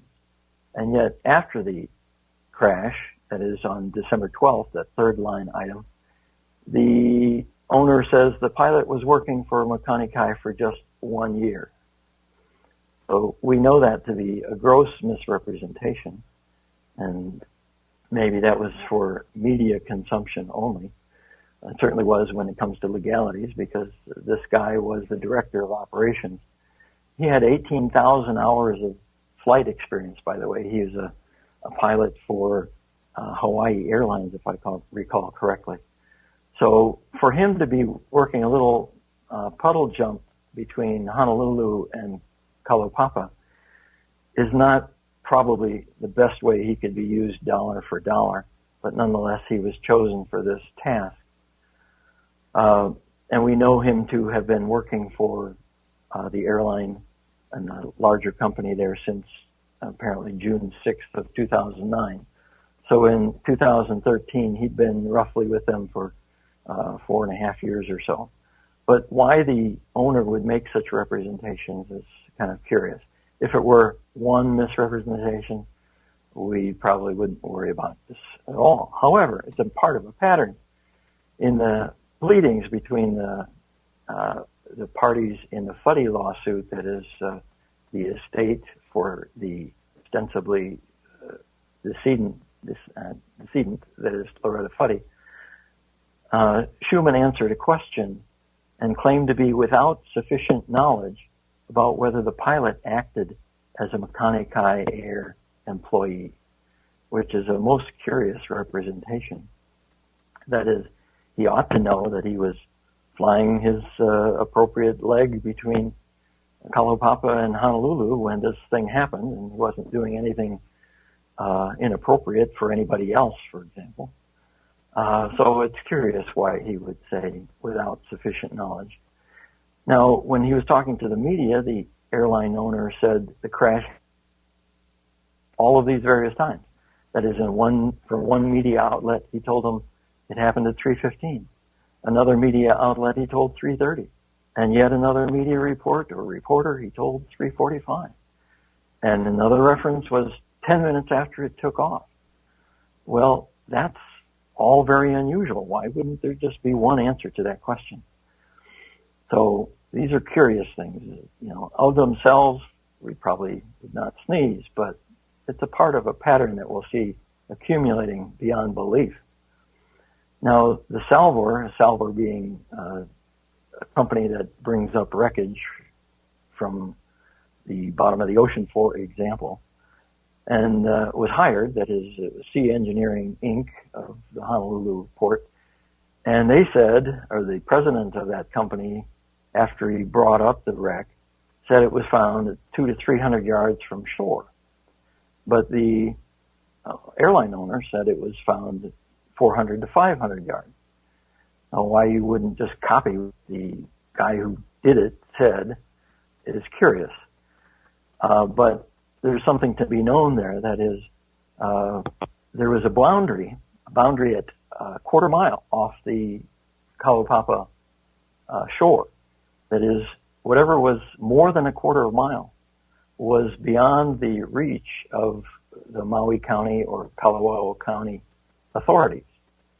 So if it would cross into and beyond the quarter mile boundary from shore, then it would become either the state or the FBI's responsibility to do investigations. But such as it was, being or actually there's a representation that it was even only 100 yards. That is, if your tech guy is really facile, we could look briefly at item J116, and that's the transcript of the controllers, the FAA and center controllers, and the guy from Molokai, the Molokai Tower, who apparently has a scope in front of him, says that it was 300 feet from a few hundred yards northwest of the approach end of the runway at Kalaupapa and 100 yards northwest of Kalaupapa itself. So that's kind of the inner bound of how close this happened to Kalaupapa, as little as 100 yards. Now, we have other information from different sources, and we can do triangulation and so forth. So we'll ultimately see that our best estimate for that is 260 yards, which comports precisely, frankly, with what the Salvor had said, but not with what Schumann had said. If you average 400 to 500 yards, you're talking about 450 yards, and that's precisely 10 yards beyond a quarter mile. So that's all kind of curious. But anyway, another fact that was brought to light right after the crash, that is the evening of, apparently, that is, the FAA was told that it was 400 plus, or else a ocean drop off to depth. So we don't know exactly who would have known. Would have been the airline owner or the pilot, we'll say. The pilot might have. Restate that part about the drop off. Say that again. There was a little break up there.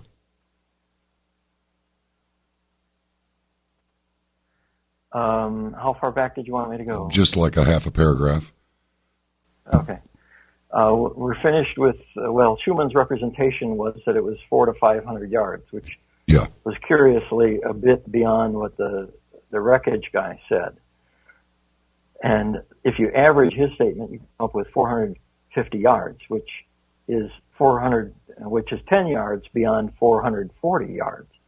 440 yards is a quarter mile. Yeah. Now we're going to see in the legal documents of responsibility for Kalawao County and Maui County, that they're only responsible for things within a quarter mile of the shoreline. So I will say the potential that it was considered beyond different jurisdiction. It was considered to be in a different jurisdiction? I think proof that the crash happened and that all the major events happened of this particular incident within the boundaries of effort to change that fact and literally bring people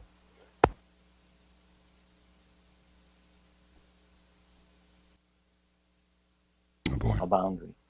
And all of that's very unusual. I'm sorry, but Hugo. The last, and to bring people... bullet point there. And to bring people what? It broke up again. Yeah, we're going... No, what was that thing you said about... I just heard you say... Even though most of the complement of the aircraft made their way to shoot out incidents.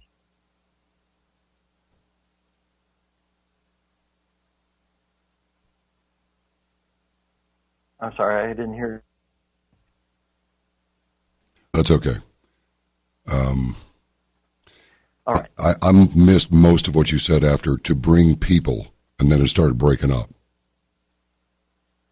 Yes.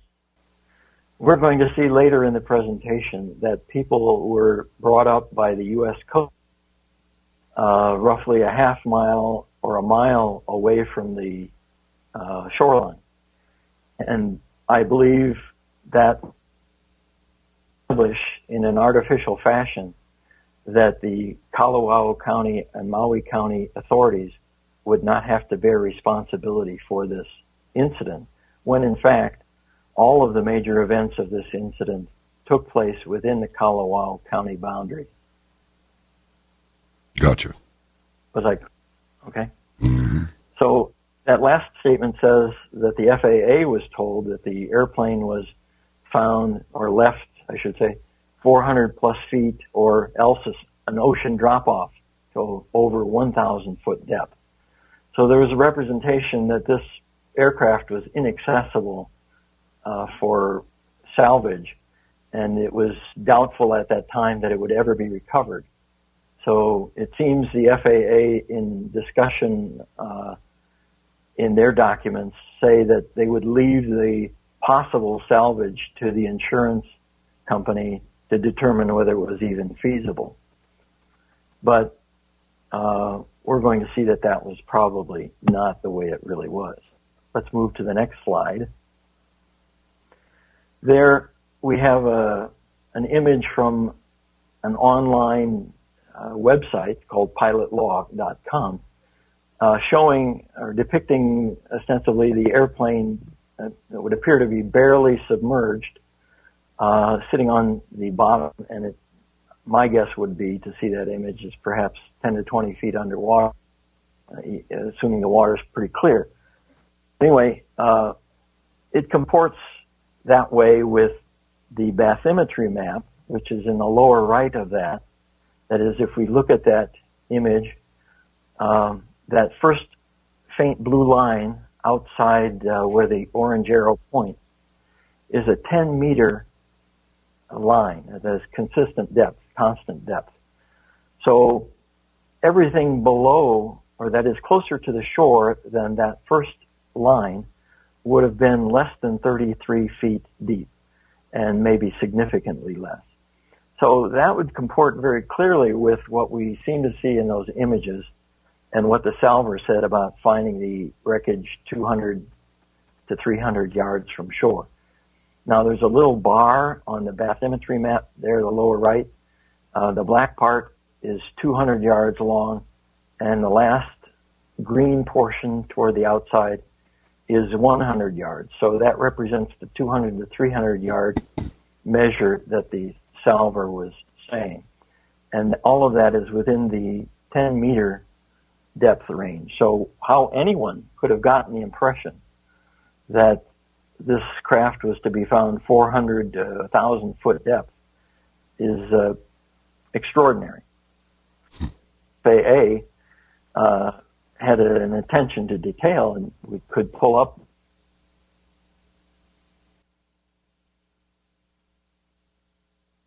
and could pull up what? Geological survey map. I'm sorry? And could I lost you right after, and could pull up. Yeah, any FAA office, being local to Honolulu, could have pulled up the bathymetry and the elevations for the Hawaiian Islands. It's very common to have that around, and see that where this wreckage was nowhere near any 400-foot depth, but or 1,000-foot depth for that matter, but probably was within the 10-meter depth, so within 33 feet. And that upper image would seem to comport with that. That is, if it's standing on the ground under the ocean floor, 33 feet down, it almost might break the surface, but doesn't. So, yeah, that looks correct. Yes, but what it does. isn't correct is the representation of the airline owner about where that aircraft would be found. And now the FAA nor the NTSB bothered sending somebody physically to the site to check on where it was, at least within the first few days. So they never were able to independently verify that, which the effect of which would be that if anybody wanted to mess with the wreckage, which was only a few feet down, they could. And in fact, that's exactly what happened. That is, the airline owner took down to recoup personal belongings, laptop, computer, wallets, and camera equipment, or builder's equipment, kind of things like that. That happened within the first couple of days of the incident. And that was before the FAA or NTSB bothered closing off the site at all. So anyone and his brother could have visited the site and, who knows, messed with whatever damage might have been done so as to change the results of any investigation. So anyway, let's move on to slide 9. Are you able to pull that up? Yep. Got it.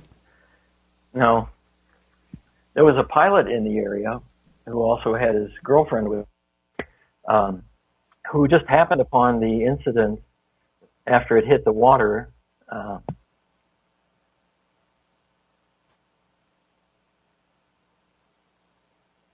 I'm sorry, I didn't hear him.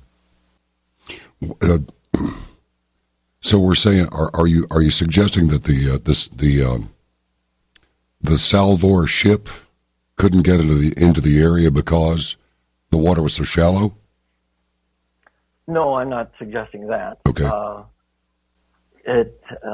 I don't know the draft of such a ship, but it could have gotten very nearby, but it's not. We don't have enough, or I don't have enough information to say exactly where the salver. The lower image there is simply a television image of where the salver barge was at one point in time, and he seems to be headed directly to that white X, where is our best approximation of where the craft went down. So they were simply nearing the wreckage. They were not necessarily stopped from going any further. Whether they hovered above the craft wreckage directly, I don't think I have enough information to say any useful thing about that. But by that time, we're going to see that the representation was that the airplane had been smashed into pieces And so it was probably a bit closer to the ocean floor, within a foot or two or three or four, such that if the barge was at 30 feet above,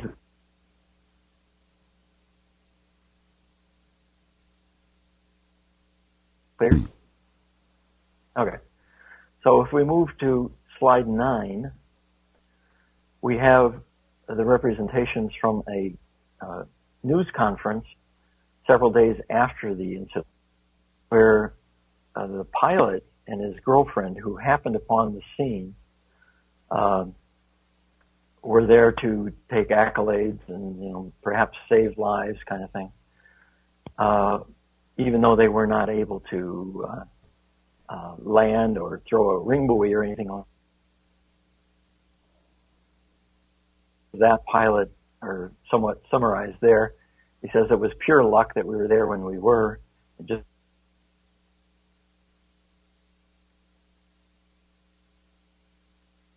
accomplished helicopter pilot.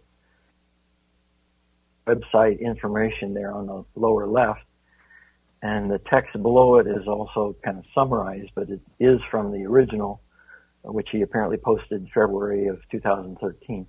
But he says he flew on screen for the TV show Hawaii Five-0 and was rescued, blah, blah, blah, and did aerial film work for both Hawaii Five-0 and Lost.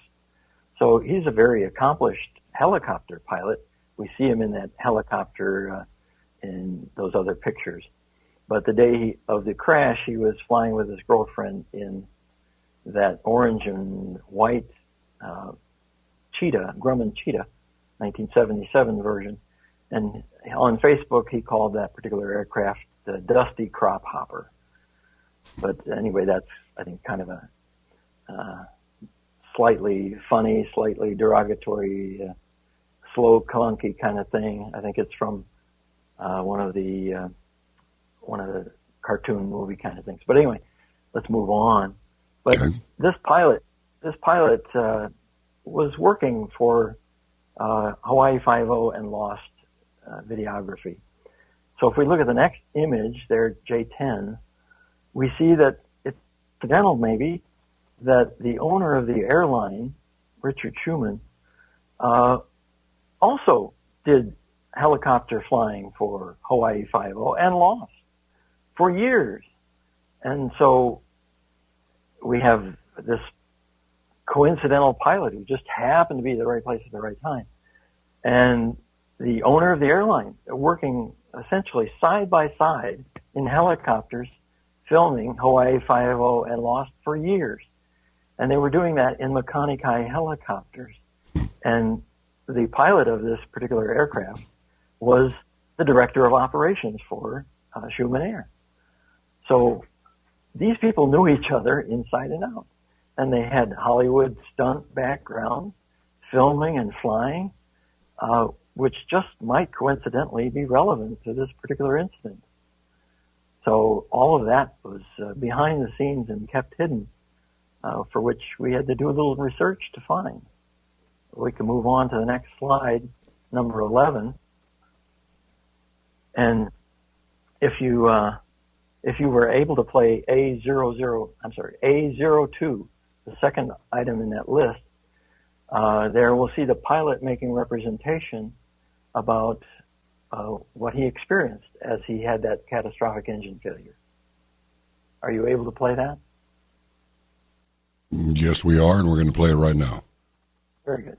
All I know is bang, and I had an annunciator panel that was nothing but red and yellow lights, and fire warning was going off. Okay, so the pilot heard a bang, annunciator panel was nothing but red and yellow lights, and the fire warning was going off. That'll come back to be visited again and again here. We go to the next slide. We look at what you're supposed to do as a pilot if you have a fire warning going off and apparently an engine failure. You're supposed to bring the power lever to idle and the propeller control to feather, the fuel condition lever to cut off, the fuel shut off to off, and so on and so forth. So if you're a pilot trained for this aircraft, those are the things you do when you have a fire warning. But the NTSB report says that this pilot verified that his fuel valves were on. That is something very inappropriate to be in the case of a fire warning. So why the pilot didn't shut everything off and turn the fuel valves off, but rather verified that they were on, is very unusual. And you're supposed to cut off the fuel to prevent major structural damage. Now, the FAA later said in its documents that there was, as reported by Pratt & Whitney Canada, an intense internal fire going on inside that engine. And so that bespeaks sparks and smoke and things like that, and smells. In fact, that's exactly what was the case for the other aircraft incident 2 months before that had so-called an photographic engine failure. They had all those experiences, that is, panic, the loud noise, people screaming, smell. This pilot, in the face of a catastrophic engine failure and the fire warning, didn't do any of that except to make sure his fuel valves were on and attempt, as that lower excerpt in the yellow says, attempt to restart the engine twice. Now that excerpt is actually from the U.S. Coast Guard commander on scene. So he presumably got that information by reviewing that information with the pilot after the flight was entirely done and the pilot had been rescued and so forth. But apparently from him, the pilot made representation that he twice attempted to restart the engine. So we'll see that that was in an appropriate action. Going to the next slide, number 13, you'll see another representation from one of the passengers who said that there was a loud bang, like a metal hammer. But the Cessna operating handbook, its operating handbook says, if you have a mechanical noise of vibration or engine failure, like a metal hammer would be, that you're not to do any restarts. So it's more than curious why the pilot represented that he did 2 restarts in the context of hammer-like bang. Moving to the next slide, there's other things on the emergency checklist that the pilot doesn't seem to do. There's a radio mayday that he's supposed to give. That wasn't given. The heavy objects were supposed to be secured. People were supposed to be told to fasten their seatbelts and all of that. Wing flaps were to be put down a certain rate of speed and so forth. And then in item 7 there, a cushion for touchdown. Well, it would seem that there's a lot of evidence to suggest the pilot didn't do the things that pilots are always told to do in emergencies, that is, follow the checklist. A particular pilot has 18,000 hours of flight time. It's really hard to understand why he would not follow a checklist. He wouldn't even need to. With 18,000 hours, he probably has it memorized. Absolutely. I mean, you don't get to that number of hours without having everything ingrained, not only memorized, but your body to these kinds of things. So it's very difficult to understand how someone would go against the emergency procedures. Moving to slide 15, there's something else that goes on. That since we have the video from the past, the pilot working his throttle, but both the emergency power lever have been advanced toward maximum, which the pilot's operating handbook prohibits. It's a prohibited operation. And why is that prohibited? Well, it means that the pilot is taking control of the fuel situation himself rather than letting the airplane and all of the engineering that goes into that to control the airplane. And it should never be done unless there's a malfunction in the fuel control unit, as that underlined text implies or says very directly, frankly. That should not happen.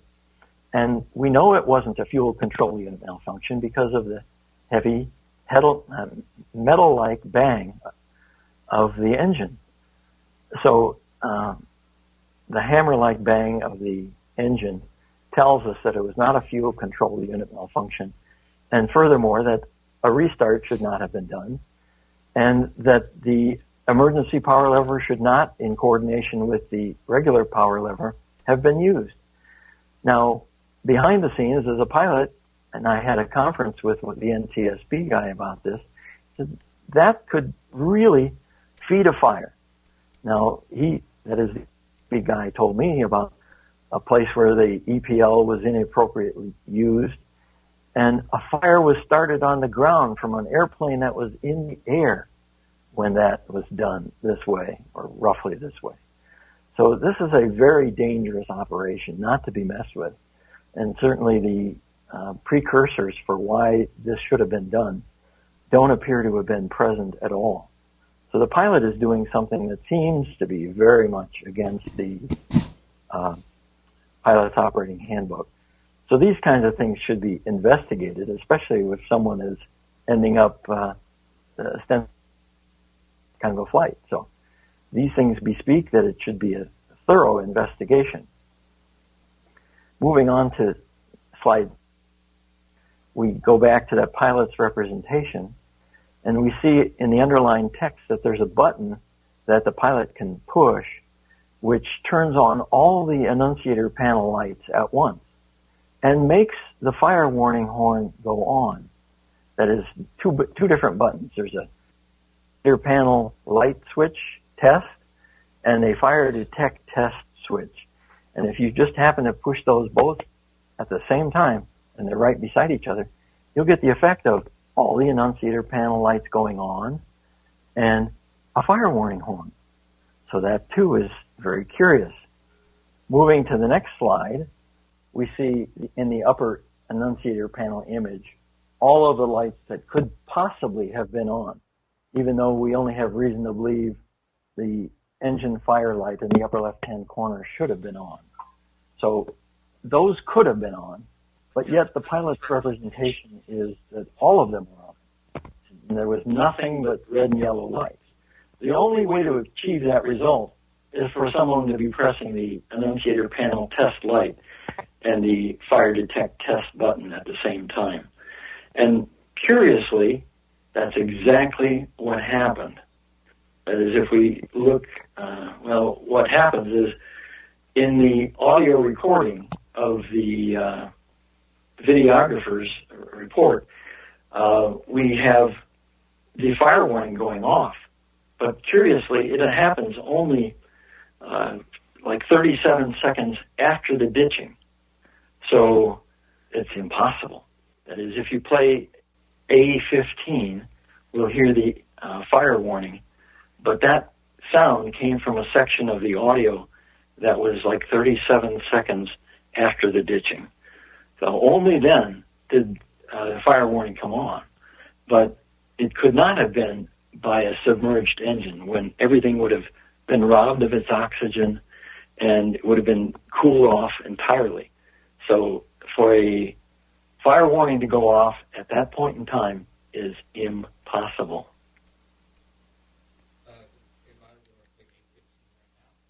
That's very interesting. Impossible. Yes. Shall I go on? Absolutely. Okay. If we look at number 19, the pilot had claimed that to have made a mayday call, but that would have occurred then on the frequency 121.5. And we have people who are in the area listening to 121.5, which is very common, and they did not report that anyone made a mayday call. So the time for a mayday call went by. That is, there was supposedly a catastrophic engine failure and the ditching, and there was no call on 121.5. I'm getting music as I'm... So do we have that? We have no idea. Would you mind starting over again with the 121.5? Okay, no problem. As we look at slide 19, we see pilot Rodney Dangerfield, which bespeaks in my vernacular that he wasn't getting respect. That is, he said he made a Mayday call, but no one heard it. And there were, in fact, a lot of people listening on 121.5 because we have the controller traffic from people who were listening to 121.5. And they mentioned that they heard an ELT going off. And that presumably would have been from the airplane hitting the water. But there was no Mayday call ahead of that. So the pilot could not have made a proper Mayday call, or at least been using the proper frequency to do that. Now, he also made a passenger briefing. He said, that is the U.S. Coast Guard commander in charge, reports that the pilot said he made a passenger briefing and that all the pilots or all of the passengers should put on their life jackets before they leave the airplane. Well, we have the audio from the videographer, and if he had made that representation, probably would have been over the PA system, but we don't hear that at all. And yet we do hear very clearly other sounds in the cabin, and not any passenger briefing. No one's being told to put on a life jacket. In fact, no one is saying a word. And yet we do hear these warnings going off, the stall warning horn. We hear, frankly, an engine noise that we'll be talking about. And so if there had been a passenger briefing, we would have heard it, and yet it wasn't there. So the pilot made these two representations that really were not there. Moving to slide 20, we see the pilot said he told the passengers to put on life jackets before exiting. And yet, we see the first 5 passengers to leave the airplane, and none of them has an inflated life jacket on. So the pilot's saying that you just have to wonder whether is everybody stiff-necked and recalcitrant and would not do what a pilot tells them to do? Would that be your experience in an airplane that you've flown in? Well, I don't think so. In fact, it really suggests the pilot did not make such a briefing, did not tell the passengers to do that. By the way, the lower right image there is of the videographer, and he has a life jacket on, but it's not inflated. So why all these people would be out in the water and not bothering to put on an inflated life jacket is awfully, awfully difficult to understand. Moving right along to the next one. Wow. Do you see item 21? Is that what you see? Yes. Slide 21. Now, there's one person there about a third of the way from the right of the image hanging onto the wing, and she doesn't have a life jacket on. And three of the people appear to now have life jackets inflated, but several don't. The gal on the far right is not, and the guy sitting on the wing is not. 3 others apparently do have life jackets inflated, and the one on the far left, not quite the far left, just second from left, is in fact Loretta Fuddy, and she appears to have her life jacket fully inflated, both the upper and lower chambers. But anyway, the pilot says, and if you'd like to play it, that's A01, the pilot's saying that he told the passengers to stay away from the airplane. You want to play that? Yep. We're going to move on? Okay, we're going to move on. Okay. Yeah. All right. Well, that's what he said in a little video segment. And yet, you see by the image there from the videography that the pilot, all the people are touching the airplane. Well, almost without fail. There's 2 people to the left that actually are not touching the airplane, but all the others are. So it's pretty inexplicable how the pilot says he did this, and everybody's disobeying him, and he's sitting idly by while that happens. Wow. So, moving on to slide 22, what we see there is an expansion of the image we saw earlier. But this is the Kalaupapa Peninsula. It depicts there in the red the takeoff and the lower red portion, and the X where the catastrophic engine failure supposedly happened. Now, if that happens and the wind is from the east, you're not supposed to fly with a tailwind. You're supposed to get the wind out in front of you, coming at you. That is, you fly upwind as you're making a landing. If you have a downwind landing, you'll land potentially twice as fast as the wind as you touch down, and could flip the airplane over. In fact, several people in the scenario talked about the danger of the airplane flipping over because of what happened here. But anyway, the pilot at the X, the red X, knowing that the wind was coming from the east, seemingly should have turned that yellow arc and arrow, and if he couldn't make it back to land, at least, we'll say that, he should have put it in the water where the yellow arrow is. And that would have slowed him down a differential of 40 knots compared to where the capital D is. That is, if he flew where the capital D is into the water, he had roughly an 18-knot tailwind. If he had flown where the yellow arrow and arc go, he would have had 18 knots of headwind. So it would have been a differential of 36 knots. And it probably could have made the difference between survival and not. At least that's what we're trained as pilots. And even a student pilot, a very early student pilot who hasn't yet gotten any kind of a ticket, would know that you don't land downwind if there's any other option. So why the pilot made that particular choice is really, really inexplicable. So anyway, wow. But one thing we have in the video, just 6 seconds before it touches down, is an image from the right side of the aircraft where the videographer is. And that's meant to depict what we see with the green arrow. That is, there's an alignment of the outer points of the peninsula on the west side that show this alignment. And we know, therefore, that 6 seconds before the crash, he was at the intersection of that orange arc and the green line. So he wasn't where he said he was. That was an untruth. And frankly, it's inexplicable how a pilot could not know that. That is, he must have known. And he must have known what he was saying that was incorrect. That is, we know from things we'll see shortly how he made that last approach to the ditching site. And you see it depicted there from the R and the orange arc past that yellow pushpin to the D. That's the arc that was roughly flown in the last 30 seconds of the flight.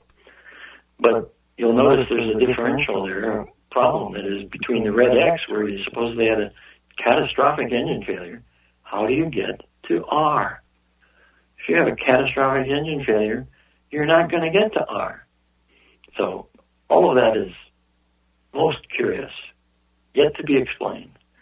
So anyway, moving to the next slide, 23, we see that the pilot did not tell the truth when he said either that he was at 300 feet rounding the turn for Honolulu or at 500 feet AGL as he had in a written statement to the NTSB.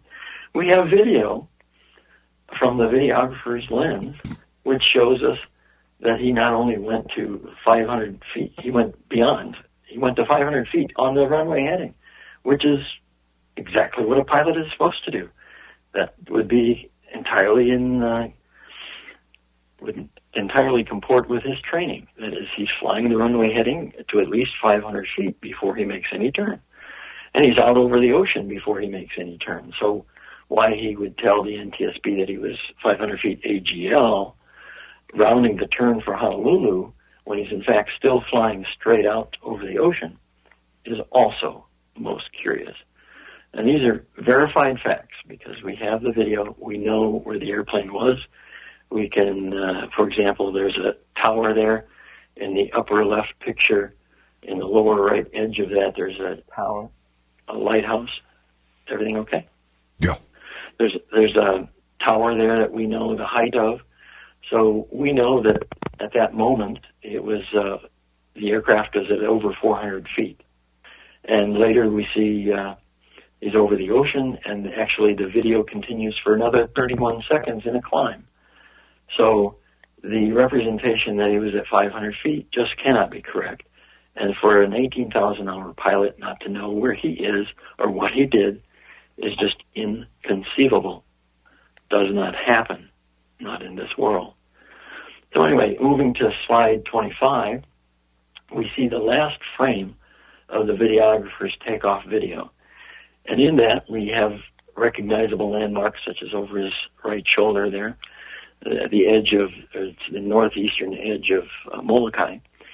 And we know at that time of day, with the orientation of the aircraft, where the sun's rays were. They were basically athwart the aircraft from the sun on at 217 degrees. We have an almanac for that. But anyway, that was the direction of the sun's rays. So we know how things were. Now, if you look at the next slide, we see the start of the videographer's crash portion.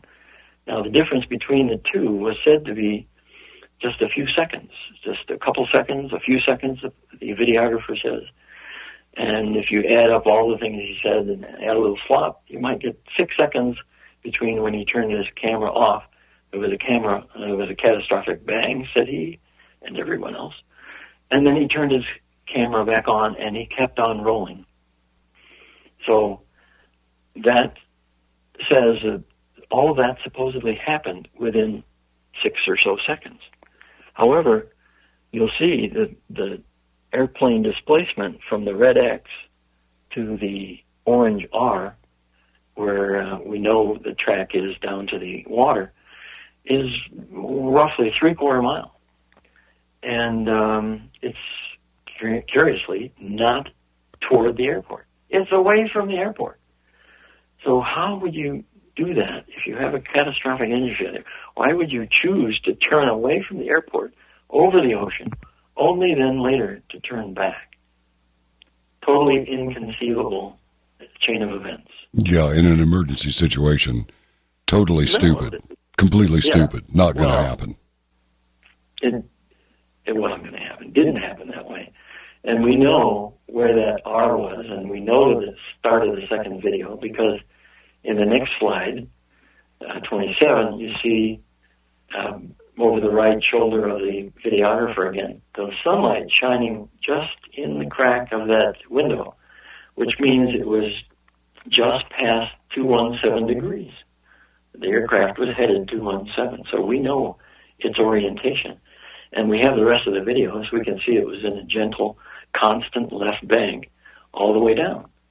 So we know where it had to be, in combination especially with the fact that we hear the stall warning going off, and we see a certain amount of flaps being put in by the pilot. So we know the aircraft configuration, so we know the kind of ground track it must have covered from that point. So what the pilot's representations are completely false, or have lots of false characteristics. But we can move on. And that shows the videographer, the last frame of the first portion and the first frame of the second portion after the catastrophic engine failure. And you see almost no change of expression. You see no anxiety. You see no change of body language. He's just doing what he has always done. There's no event that would seem to have taken place between those two images. Now, if we go to the next slide, that depicts the audio track from the videographer's second portion, that is the crash portion. And the people that testified to the police, they said everything went quiet. And in fact, the ABC news broadcast that talked about this said there was no sound other than a warning horn from the airplane. And yet, we hear, at that point in time shown by the two red arrows, we see an anomaly in the audio, which curiously is the moment where an airplane engine has 15,000 plus RPM starting after otherwise just rustling sounds from the videographer. So without any restart, without any spooling up, we get an immediately running engine at 15,000 plus RPM. It doesn't happen that way. Even in a restart, you have a spooling up, and you would hear that. But this is instantaneous, and furthermore, it has a little characteristic glitch for the audio, which bespeaks an imperfect splicing. So this is something that was found in the NTSB recording. It was not seen in the recordings that were shown on TV, but it was on the NTSB recording. So anyway, why the NTSB didn't find a problem with that is beyond my understanding. Moving on to the next one, we hear, and we can play it, I believe. Oh, it's one of these. A12, if you can play that, it would be good. All right. Can we do that? That's a spectrogram of what we're about to hear. All right.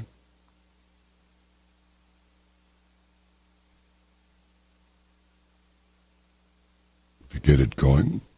Screaming, no one panicked. Ferdinand Puentes in seat 4B was rolling the whole time. I was thinking, is this like for real? The only sound, a cockpit alarm.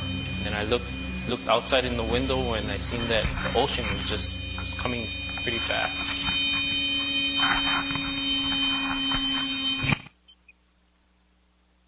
Okay, well, the only sound was not just a cockpit alarm, but there was a running engine slightly decreasing throughout that was part of that sound. And why no one bothers to mention it is very curious. Now, if we look at the next slide, we see that ABC news programs contained sections of this report about the crash. And the first one was Good Morning America on about a month after the crash. And if we can play the audio for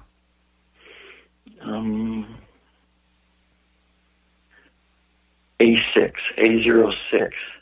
we hear that engine sound very loud in the background. Those passengers don't know it yet. Hang on, we've got a cluster foxtrot here. Mm. All right, here we go. Keep going. Go ahead. Go ahead, Hugo. All right, so we hear that sound in the background, even though the narrator elsewhere intones that there was no other sound other than the cockpit alarm. So this engine sound, which is a high functioning RPM, that is the maximum RPM of that engine is like 37,500, and that was at 15,000 plus RPM. But they don't bother mentioning it. And this is not supposed to happen in an aircraft whose engine supposedly has thrown two compressor turbine fan blades and is in the midst of an intense internal fire. Now, I'm advised by experienced pilots for a Cessna Grand Caravan that if you have such a situation and you have a thrown fan blade and it impacts the shroud, as the NTSB reported, the best thing you'll have is the sound of marbles in a bucket. And that wasn't what the pilot said it was. They said it completely stopped, so there was no sound. But in fact, what we have is a 15,000 plus RPM jet engine sound in the background. So again, the pilot has made representations which cannot be true, were not true. So why would all of these things have been the case? Well, we can move to the next slide, which shows an analysis that we won't have time for, but basically it looks at those 3 ABC News programs, has analyzed the contents of their audio, and we should listen to a few of those. See which one they're labeled as. Okay, number A17 would be good. What we're going to hear is a rising RPM sound. All right, stand by.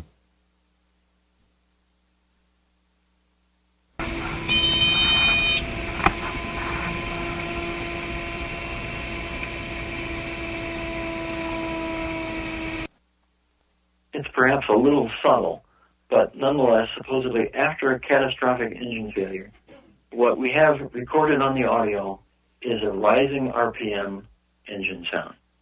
Now, the pilot's representation was that the engine completely stopped. So why would the RPM be rising? Most unusual, and to explain. Number A21, if you would bring that up. The narrator will say, the plane is about to crash, and then you'll hear a decrease in that RPM. Plane is about to crash.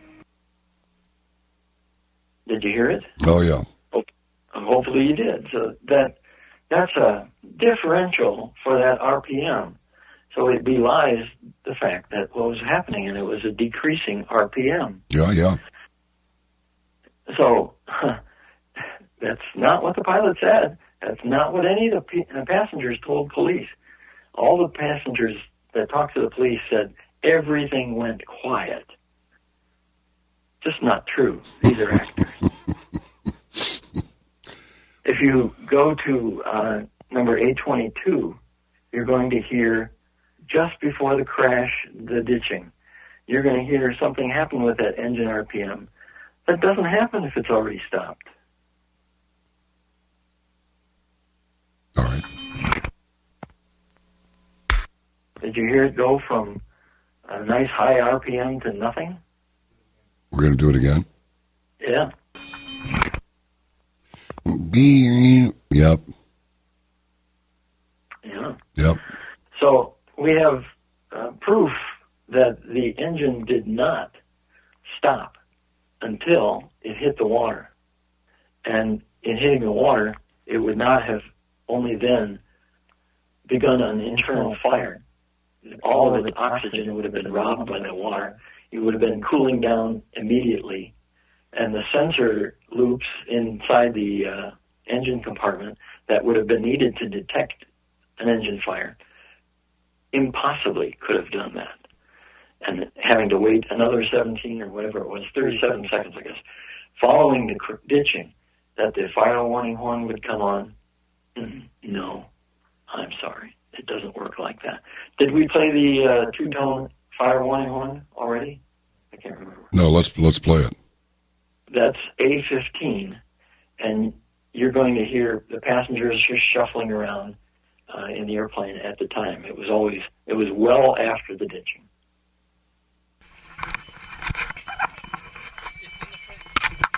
Okay.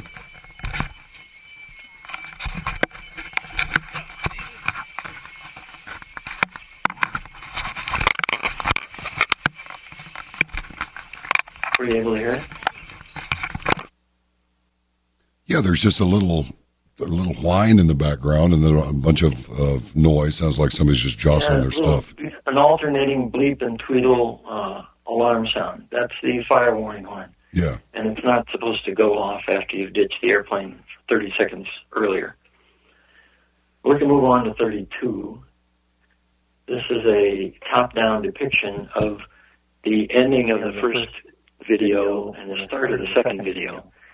And it shows that there was over 700 feet of altitude lost. And the plane was removed to be 3/4 mile away or so. So this does not happen. And it does not happen in 6 seconds. A realistic time for this to happen If the pilot had done it directly and lost all that altitude immediately, it would have been like a roller coaster ride for the passengers. They would have probably screamed. That is, this is not something you normally feel in an airplane. And it would have taken probably more than half a minute to get there. So the thought that it did happen that way, not the case.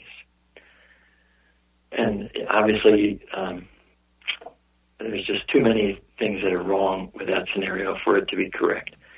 And if you look at the next slide, 33, from the position of the ending of the first video and having an altitude of 1,000 or more feet, which, by the way, the videographer said in his comments elsewhere, that the airplane was between 1,000 and 1,500 feet, he said.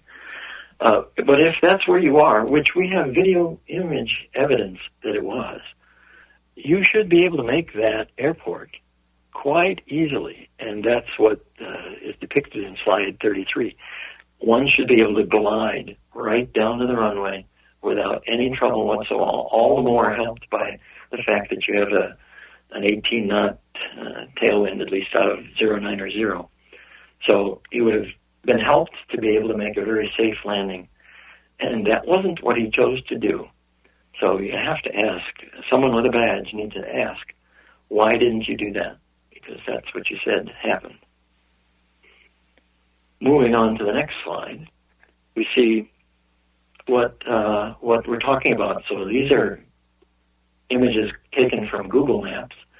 You can fly around the whole world and see what's really there at whatever altitude you like. And so I've taken the picture at the end of the first video and the start of the second portion of the video before the ditching. We can see where the pilot was, and it was about 250 feet above the water. That is, he had established a 500 foot per minute glide down to the water. And we know his configuration of the aircraft because we see it visually and we hear the stall warning going off. So we know, in combination with the light coming in the side of the window by the videographer, and we know how much time he spent, that it was a total of 31 seconds. He was very close to holding this 500 foot per minute descent. And we know the track, so we know exactly what happened there. And it's just not what the pilot reported. But this very different image between the upper and the lower is what the pilot would have been seeing at the end of the first and then to the start of the second. We'll move on to slide 35. All right. And this is the Salver, the company that brought up the wreckage. He indeed said it was 200 to 300 yards offshore, and he said it was 65 to 70 feet of water. Now, the NTSB made a representation that it was actually 50 feet of water. And actually, the depth of the water, the depth of the ocean floor at that point, is known to be less than 33 feet. So the question is how you could get 65 to 70 or 50 feet below you if the water is only 33 feet deep.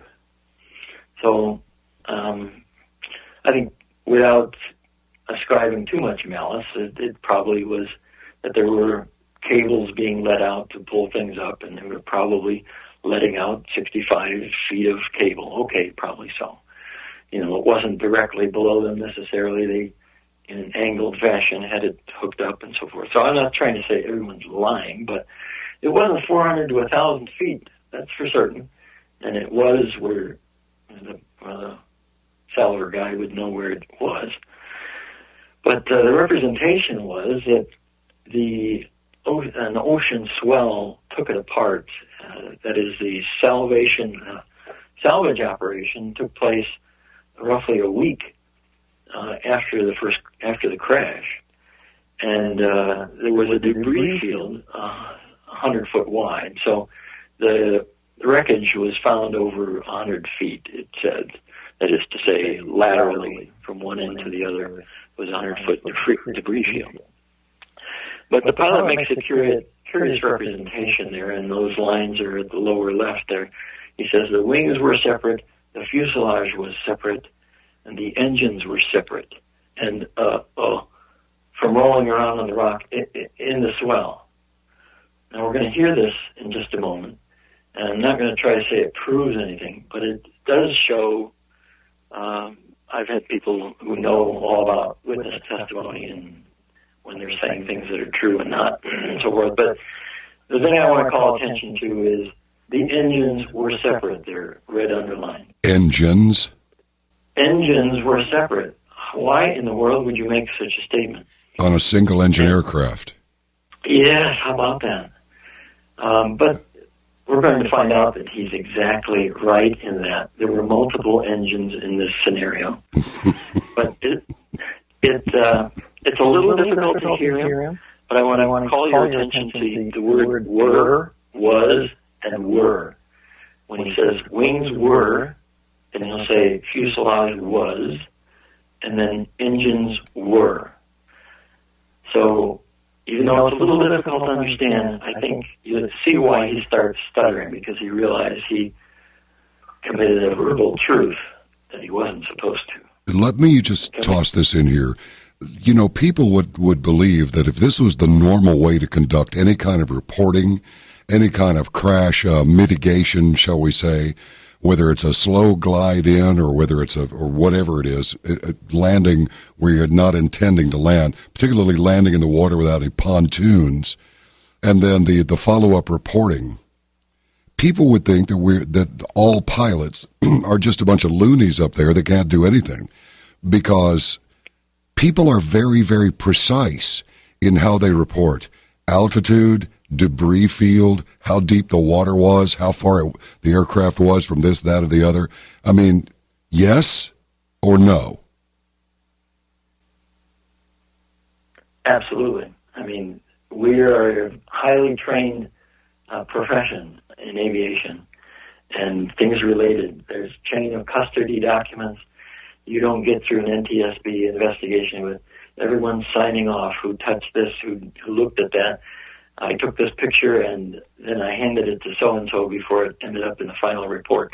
All of those things are absolutely immaculately maintained, or are supposed to.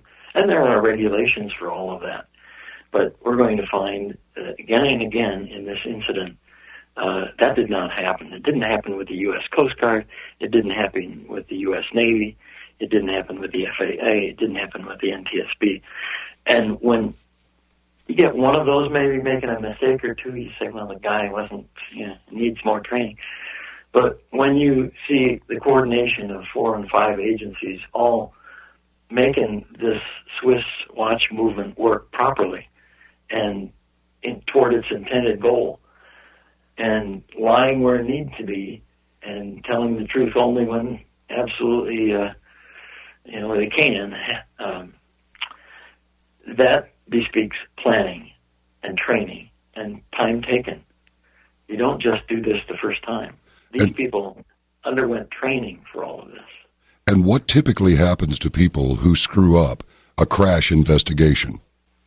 Oh, well, they're going to lose their job, but the NTSB generally is known to be the cream of the crop in aviation. Yeah. To be hired there, you have to have it all together. From the FAA and military aviation, people are teaming to get such a cush job as the NTSB might be. And they get their choice. So to see people mess this up, ultimately we're going to have to come to the corruption question, especially when we look at the intended beneficiary here. Why would people be doing this? Well, to help cover up the fact that Fuddy has provided a fraudulent long-form birth certificate, and we never want to be able to get behind that. That is, somebody doesn't. So that was a hoax to cover the trail forever. 2 engines in this scenario. Yeah. And we know that. We're going to see that in the upcoming evidence every which way. And let's get to that. All right, let's do it. All right. Number 36, there's a picture of the engine, and it shows unusual damage. Yes. the sheer break off of the nose gear at that point of the two orange arrows tells us something. And the banging, severe banging throughout the engine should tell us something. But the propeller, you only see one blade there, but the propeller is not of a strong material. It's soft aluminum. To understand how it really didn't bend very much when that engine has huge forces being acted against it.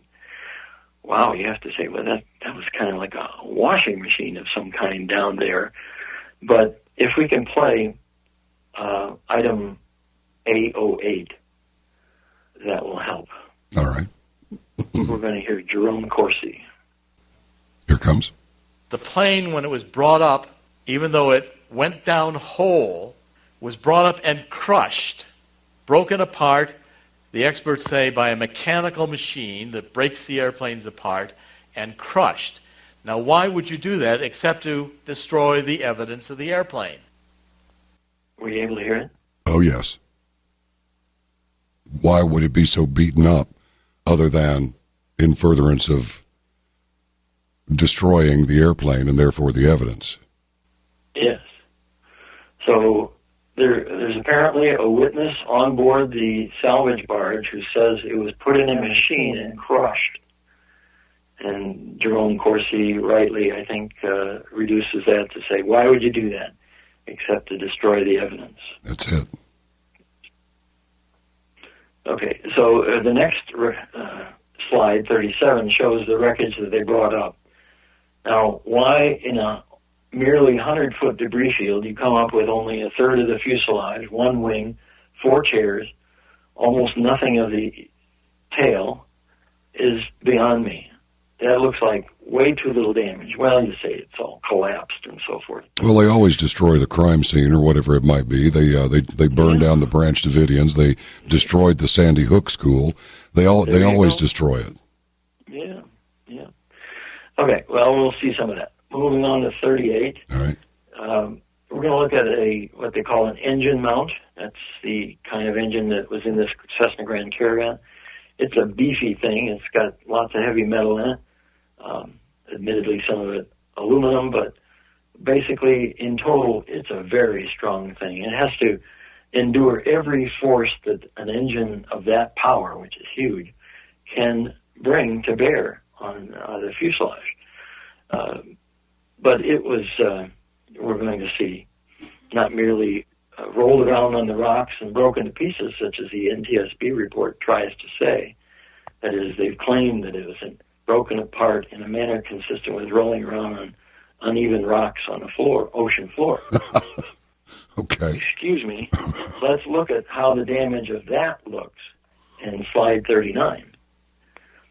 Well, guess what? These pipes and mounts have straight line saw cuts. How about that? That's what those insets on the right show. The beefiest mounts, which would withstand so many tens of thousands of pounds of force, not broken by rolling around on the rocks, but cut literally by heavy-duty saws. Mm-hmm. I'll put in a plug for Rodak. That's the kind of aviation saw that a lot of people use. But anyway, that's how that happened. No one is going to tell me that was consistent with rolling around on the rocks. So what you have in an NTSB report is a false conclusion that any investigator that would have ever been hired by the NTSB would know is wrong, is false, is corrupt happenings. You do not do that. And it's not just one or two of them. No, it is. We're just looking at it from one angle. And in the lower left there, that's the firewall. There's another 8 or 10 saw cuts there. Every one of them apparently done by a heavy-duty saw.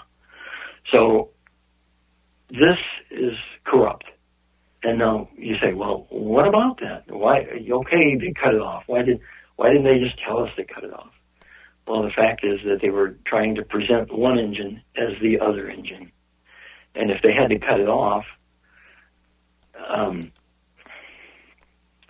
then it could have been any engine. But they're trying to say it had an excuse for being apart from the aircraft. Well, in fact, it didn't have an excuse. It never should have come off that airframe, except the fact that it wasn't the engine that was on the airplane when it ditched, and we can prove that 3 ways from Sunday. Let me ask you this: what's the approximate weight of that engine? Do you guess? I'm going to guess 800 to 1,000 pounds. That's what I'm thinking. It's real heavy. So it would take a hell of a bunch of ocean movement to budget. I mean, that's the same thing as saying the anchor's beaten up because it was the sea was pushing it around down there. Yeah. Crazy. Well, this is also 25 feet down, is my best guess, that wreckage lay for a week. Now, you imagine a 25-foot pool and the kind of forces that would be required from the surface, mind you, winds and waves. Okay, to break apart an engine from an airplane, well, we don't have to wonder very long because it required lots of saw cuts. Oh, yeah. There was just no way that was bent off the airplane or ultimately fatigued metal breaking off after 30,000 flexes or whatever. Yeah, the quote here is the engines were separate and from rolling on the rocks in the swell. Yes, I think we see that he was nervous about what he was told to say. Yeah, seems like it. That's my opinion. My opinion only, of course. Anyway, moving to the next slide, we see factual report engine photos from the NTSB. And you notice there's 2 sides of a propeller's blade, one that has the little paint thing on it, and the other side, the back side that faces the pilot. In the lower right, you see a blade tip paint scheme from the front of the airplane that you would see if you looked at the airplane from the front. But curiously, there's no front-facing blade in the left photo, at least if we can see the top, which we can't. But anyway, we see that in the upper right, that is the same blade that is partially obscured at its tip, is in the upper right shown, and it's not the painted side. But we see many pictures of the engine on the barge, and it's always in the same recognizable configuration. The 2 side blades, I'll call them the 8 o'clock to the left there, and the 4 o'clock to the right, and the 12 o'clock to the upper. You see in the upper right picture, the 12 o'clock blade has kind of a hockey stick bend in its very tip. Yeah. And the 4 o'clock blade is the one shown in the lower right, on the back side showing its blade tip paint scheme. So it's the same blade tip that's being held by a person's hand in the larger left picture. Does that sound right? Yes. Okay. So anyway, the left picture came from the NTSB. The other 2 pictures came from media files I'll make the plug. I like them. I tried to get their permission, by the way, but they wouldn't respond to me. Hawaii News Now. So thank you very much, Hawaii News Now.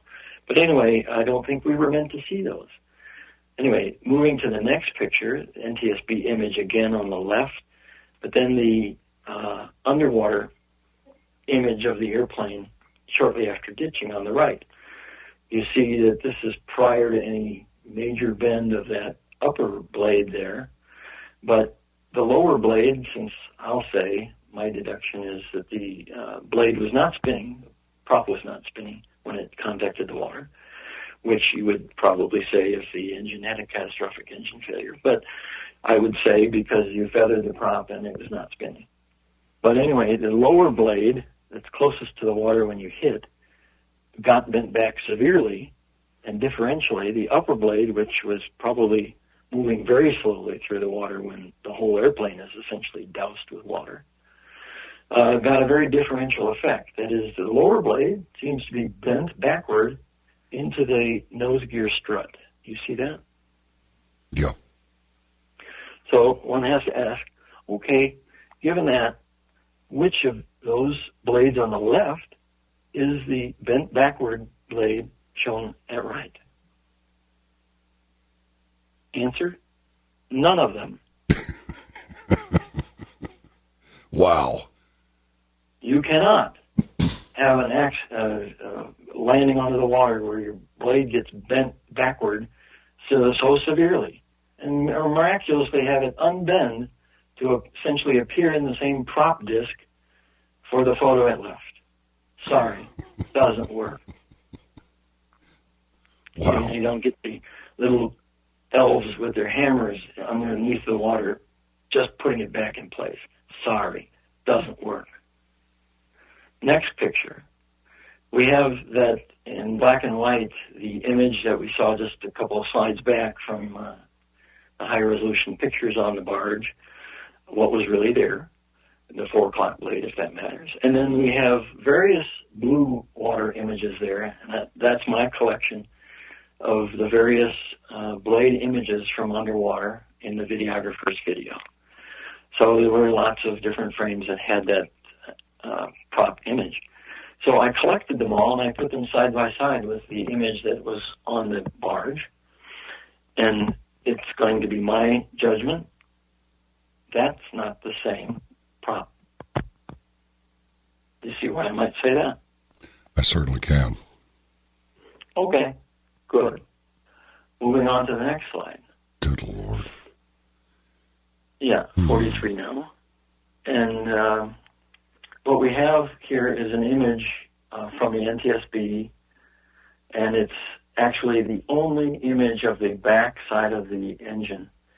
And it's enlarged there to the right. I took that inset from the orange box. And you'll see a couple of notable things. One, for example, the shadow of the block and tackle of the crane. You see it's hanging there to the right, or against the white bulkhead. You see that? Yeah. And it's not particularly fuzzed up or double exposed. But if you look at the back end of the engine, there's a double exposure going on there. Yeah. And if you look at the guy's head to the left, there's a double exposure of his head. Absolutely, there is. And the photographs of just the engine, in the left photograph, it's just the engine that has that double exposure. You look at that little red light on the upper left in the left picture. Yeah. That's clear as a bell. Yeah, everything in the photograph is clear. That's clear as a bell. Yeah. Look at the prop blade and it's tipped to the right. That's clear as a bell. What is going on that someone would have a double exposure of just a portion of the image? Well, obscuration is my first guess. Oh, really? Yeah, I'm thinking that, yeah. Yeah. Okay, well, let's move on to the next slide. And we see... Wait a second. Another image Hugo, who took this picture? The NTSB. Okay, good. Just want to hear you say it again. Yeah. And I have a request that's now long-standing, not requited with an answer. I have asked for the chain of custody document for all of these pictures, and for some reason it's not forthcoming. I'm shocked. It's a trivial document that must exist that any secretary could pull. Yes. Trivial. Mm-hmm. But it's not forthcoming. I've phoned and followed up with many a phone call and said they're just so busy. Yeah, okay. Well, the image on the right actually was claimed to have come from the NTSB, but it is not in the NTSB report about this incident, which I accept, because the person who got that image, I believe, probably did get it from the NTSB. He credits the NTSB in his book, which he claims to be a true account of this crash. So if all that's to be believed, which maybe it is, the NTSB didn't bother holding back an image of the engine to give to him. They just held it back from the report, or they double exposed it. Anyway, if you look at the image on the right, and your resolution's any good, you'll see there are a lot more saw cuts on the cables and tubes that are on the back side of the airplane.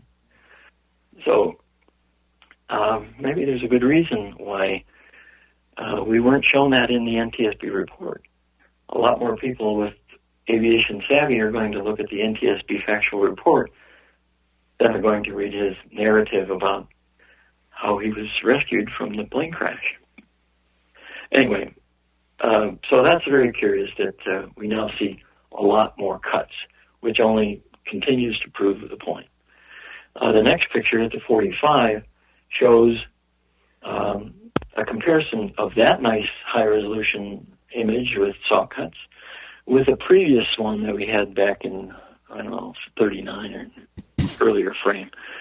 But the position of two saw-cut pieces has been moved, and those are beefy pieces. And one of them is obscured in the upper right picture, where it was exposed in the other. So that would seem to me to bespeak that somebody knows what they're doing and is covering up what they can. My conjecture, of course, but I don't think you move around heavy metal pipes on an airplane without some reason. Yeah. Anyway, it just goes to continue the same point.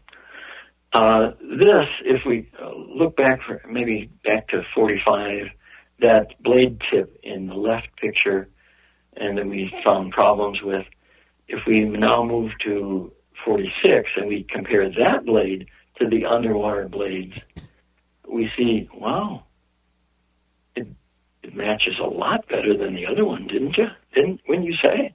It certainly does.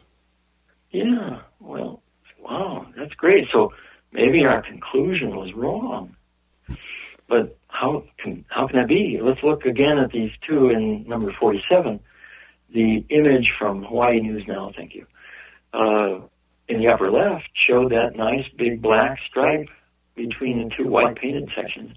And on the right, the NTSB photo shows a little thin black stripe between the two of them. What in the world is going on? I thought, and it is a fact, by the way, that on any modern propeller, all the tips will be identical without even so much of a 34th, 64th, or 32nd of an inch difference. But these are clearly different. And if a blade goes out or a propeller goes out to be refurbished, you can be darn well sure that they're going to come back with identical blade tip paint schemes. Absolutely. Well, coming back to 48, if you look at that image, that's a close-up of that same picture from before. You see on the 8 o'clock blade, at least as we've named them, that red arrow points toward a notch on the bottom side of that blade. Yes. Okay, that can happen. And it seems to be showing through this heavy pipe from the ship, like, what do you call that, dark gray, greenish, showing through from the notch. Yes. But that same blade on the NTSB image from before, on the upper left, shows no notch. That's the same blade, but it shows no notch. Why would that be? And if you look at the edges of that blade, the outer two edges, the top and bottom, yeah, they're more rectangular, it would appear, than the image at right. That is, the angles of that blade look different. That's a long story of why it's really the case. But anyway, why is that not the same, we say? Well, moving to the next image, here's another facet of things. Those yellow arrows point to what we call jaggies, which is a feature, if you will, byproduct of digital photography, using little sensors that have digital cells. So you'll get little jaggies. Where things are otherwise smooth, you get jaggies. But you see the granularity, if you will, of the jaggies, how smooth they are, how coarse they are. Yes. Throughout the picture. And yet, then look at the blade tip paint scheme, the black stripe particularly. Notice how coarse that jaggy is, or those jaggies. And actually, if you look very close, I'm going to say that the upper part of that black stripe is different sized than the lower. That is, it seems to get larger as you get lower. Yes, it does. But the long and the short is, look at that jaggy, how low resolution that it seems to be. Now, that would be what happens if you Photoshop, and I'm using that term generically, if you Photoshop one piece of an image from a lower resolution place in a different picture to a higher resolution place in another picture. What's That's the deal? going to happen. It's a telltale sign. And what's the deal with the barbecue grill there? I'm sure they go for days without eating good food, or they, I don't know, bring up whatever they. I don't think there's anything. I don't know that that's significant here. But anyway, I want to draw attention again to that blade tip paint scheme, and notice the fact that it fits so well with the underwater, whatever. Well, there's another part to the story, and I'll just tell it here because maybe it'll stand for a bunch of things. I mentioned earlier I was in contact with the NTSB. I've talked to two of their top guys on this particular crash. They let me talk to them. I had to justify my existence in talking to them. They wouldn't let any yahoo talk to them. You have to know your stuff. And I was given permission, by the way, to talk to Pratt & Whitney Canada. When I first approached the guy who did the teardown of the engine and its problems, he said, well, you can't talk to me. You have to talk. If you want to talk to me, you have to first get permission from the NTSB. So I was given a phone number and the contact name and so forth. So I interviewed with the guy, and he said, okay, you can talk to Pratt & Whitney Canada. You seem to know something useful. And so that's how that transpired. But anyway, I provided them, because I'm a nice guy, and I thought the NTSB are the purest driven snow white hats that I always wanted to be. And they would do the right thing, right? Well, this was before the report came out, so before this image came out. But I suggested to them in a video presentation that it seemed to me that the blade tip paint scheme between the barge images that I found in the media didn't match the ones that I found on the underwater pictures. I told the NTSB that. And I just wonder whether that had anything to do with the final report. Why would they otherwise bother? Why would the other one what? Why would they otherwise bother to make a Photoshop change? Falsifying evidence. Yeah. Do you realize how big that is? Who would do that? Who would tell somebody to do that? What are they doing by doing that? Why is that the best resolution of anything? Wow.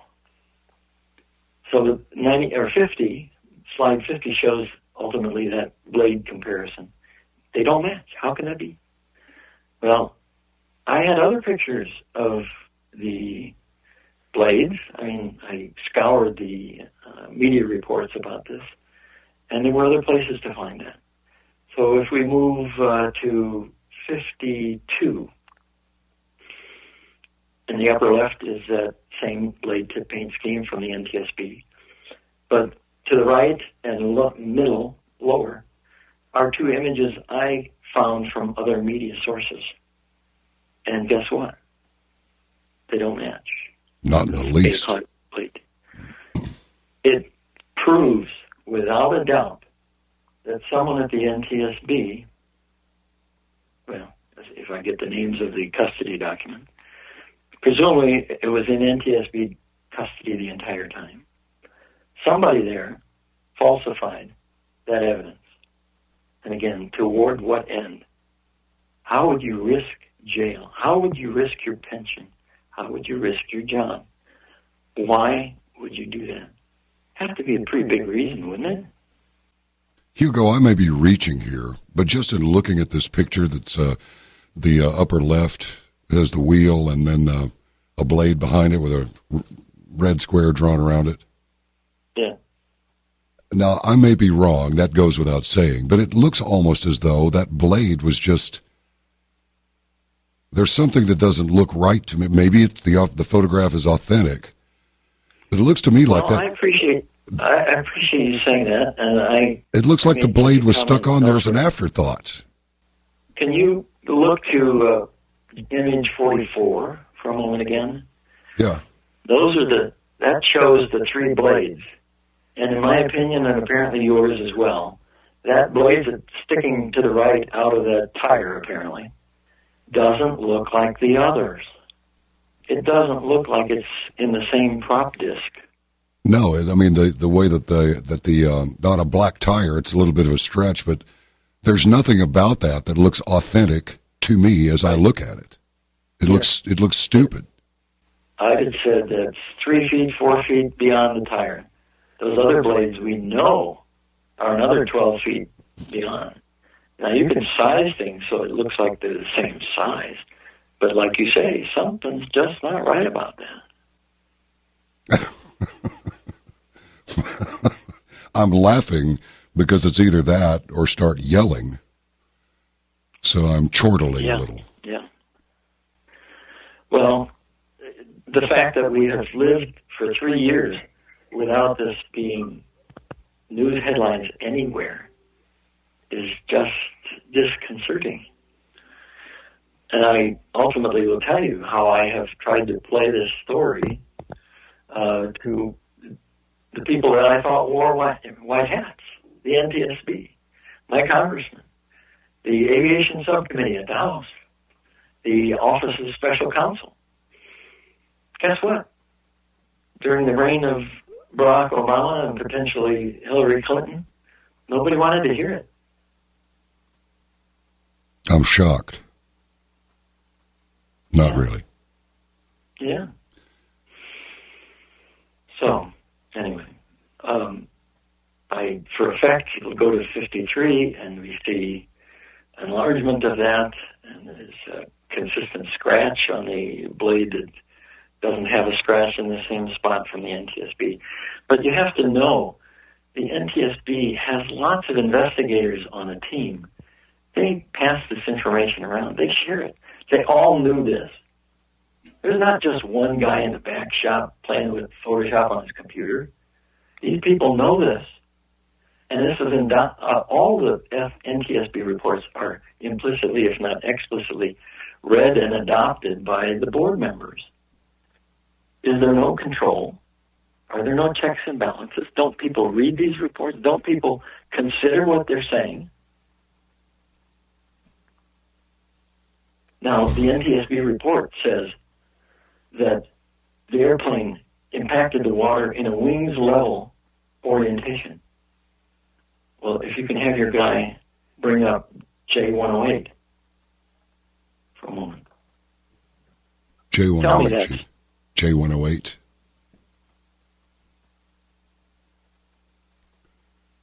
All right, there we go. We got it.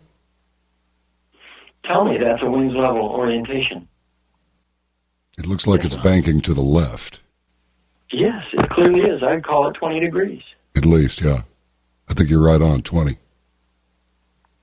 Yeah, well, there is a little dihedral effect for stability. But anyway, there's that. And the report also says it was in a nose-high attitude. Tell me that's a nose-high attitude. I won't believe you. No. No, sir. No. And the NTSB report says, after a thorough investigation, I'm sure, that the pilot reported all his gauges were displaying 0. Engine stopped, shut it down, all that. All the gauges were displaying 0. Now let's look at J111. J111? Yeah. The upper portion of that is of a fuel flow gauge in a hangar of an airplane just sitting on the ramp. And the lower one is taken from the videographer's video. Nice high-resolution image that it is. Yeah. It shows me that we're putting at least 100 pounds of fuel through that engine. After, this is like 10 seconds after, the pilot said it completely stopped. I don't know what we're seeing. Well, I see the fuel flow gauge at the top.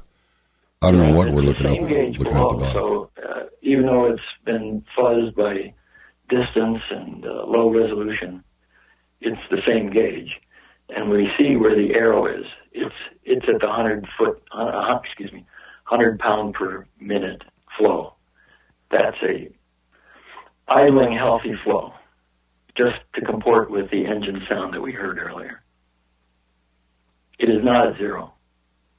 No. And in fact, there are other gauges that would not have shown zero either, but this one shows the pilot was not telling the truth. What's going on with that bottom photograph? Do you know? What am I seeing through there? It's what? It's just fuzzy, yeah. Okay. Yeah, it's just fuzzy. The engine gauges, some we can read, some we can't. And one of the others, for example, I didn't put it here for some reason. I didn't think we'd have time. We don't. But the long and the short is the oil temperature and oil pressure. Guess what? They're not zero either. And yet the pilot said that. So the pilot is making misrepresentations after misrepresentations. And the NTSB, in all its investigation, passes it on as if it's the gospel truth. Yeah, I think we've got some sort of a software system anomaly on that bottom photograph, because I could swear I'm looking at a cityscape through that, and it could be. Yeah. I'm thinking it's our. You can know that it is the exact same gauge. So when you see times 100 pounds per minute or whatever on the bottom horizontal line, that's what it says. And those tick marks on the outside are 0, 1, 2, 3, 4, 5. So when you see the arrow, which is a white needle, I should say, facing up there to about 10 o'clock, that's a little beyond the 100 pounds per minute. I said that slightly wrong, by the way. It's not 100 pounds per minute, 100 pounds per hour. Yeah, we had some. I think we had some interference in this one that the folks are seeing, because I looked at the console back there, and I can see what you're talking about. It looks like about 100 pounds. Yeah. Say exactly as you said. Well, we can use the upper image to train our eyes, like the Hubble telescope helping us see the space. But the important part is knowing it's the same gauge. This is some 10 seconds after the engine was said to have stopped. Right. And the pilot there's an engine sound going on that is, I'll call a low idle or higher idle. Yeah, and there's pressure being indicated on the gauge. The needle is the important part. Right. It's not at zero. Yeah. It's easily at 100. So, anyway. Yep, I saw it myself. Kind of thing. Yep. So there's item after item, the rolling around on the rock, or I should say, breakage consistent with rolling around on uneven rocks at the ocean floor, wings level, nose high attitude, gauges displaying 0, fuel valves being on, verified to being on. This is not an honest NTSB report. That's all there is to say about it. It's not an honest report. And if you go at it, it's copious, it's huge. And especially the engine portion, which owes, I'm sure, to NTSB guys and Pratt & Whitney Canada. But the long and the short is it's useless because it doesn't even pertain to the same engine that was involved in the ditching. It was another engine. In fact, the curious part is it's the engine that was registered to be with that airplane. So if it's the engine to be with that airplane, you know it had to come off the airplane at some point. Now, could it have been the day before when it was in the shop? Could it have been by the pilot, for example, who knew how to generate an intense internal engine fire by manipulating inappropriately against the pilot's operating handbook what one does with the EPL lever? Could that all be? It would explain a lot. Yes, it would. Unbelievable. Okay, I think that's about all we can absorb for one session. See you again, same time, same place, at your convenience. That's the time and the place. For part 2, thoroughly absorb the first half, as you will and may, and get ready for part 2, because I think this is the best expose yet produced, and I hope you enjoyed it as much as we enjoy producing it for you. All right, then, see you tomorrow night.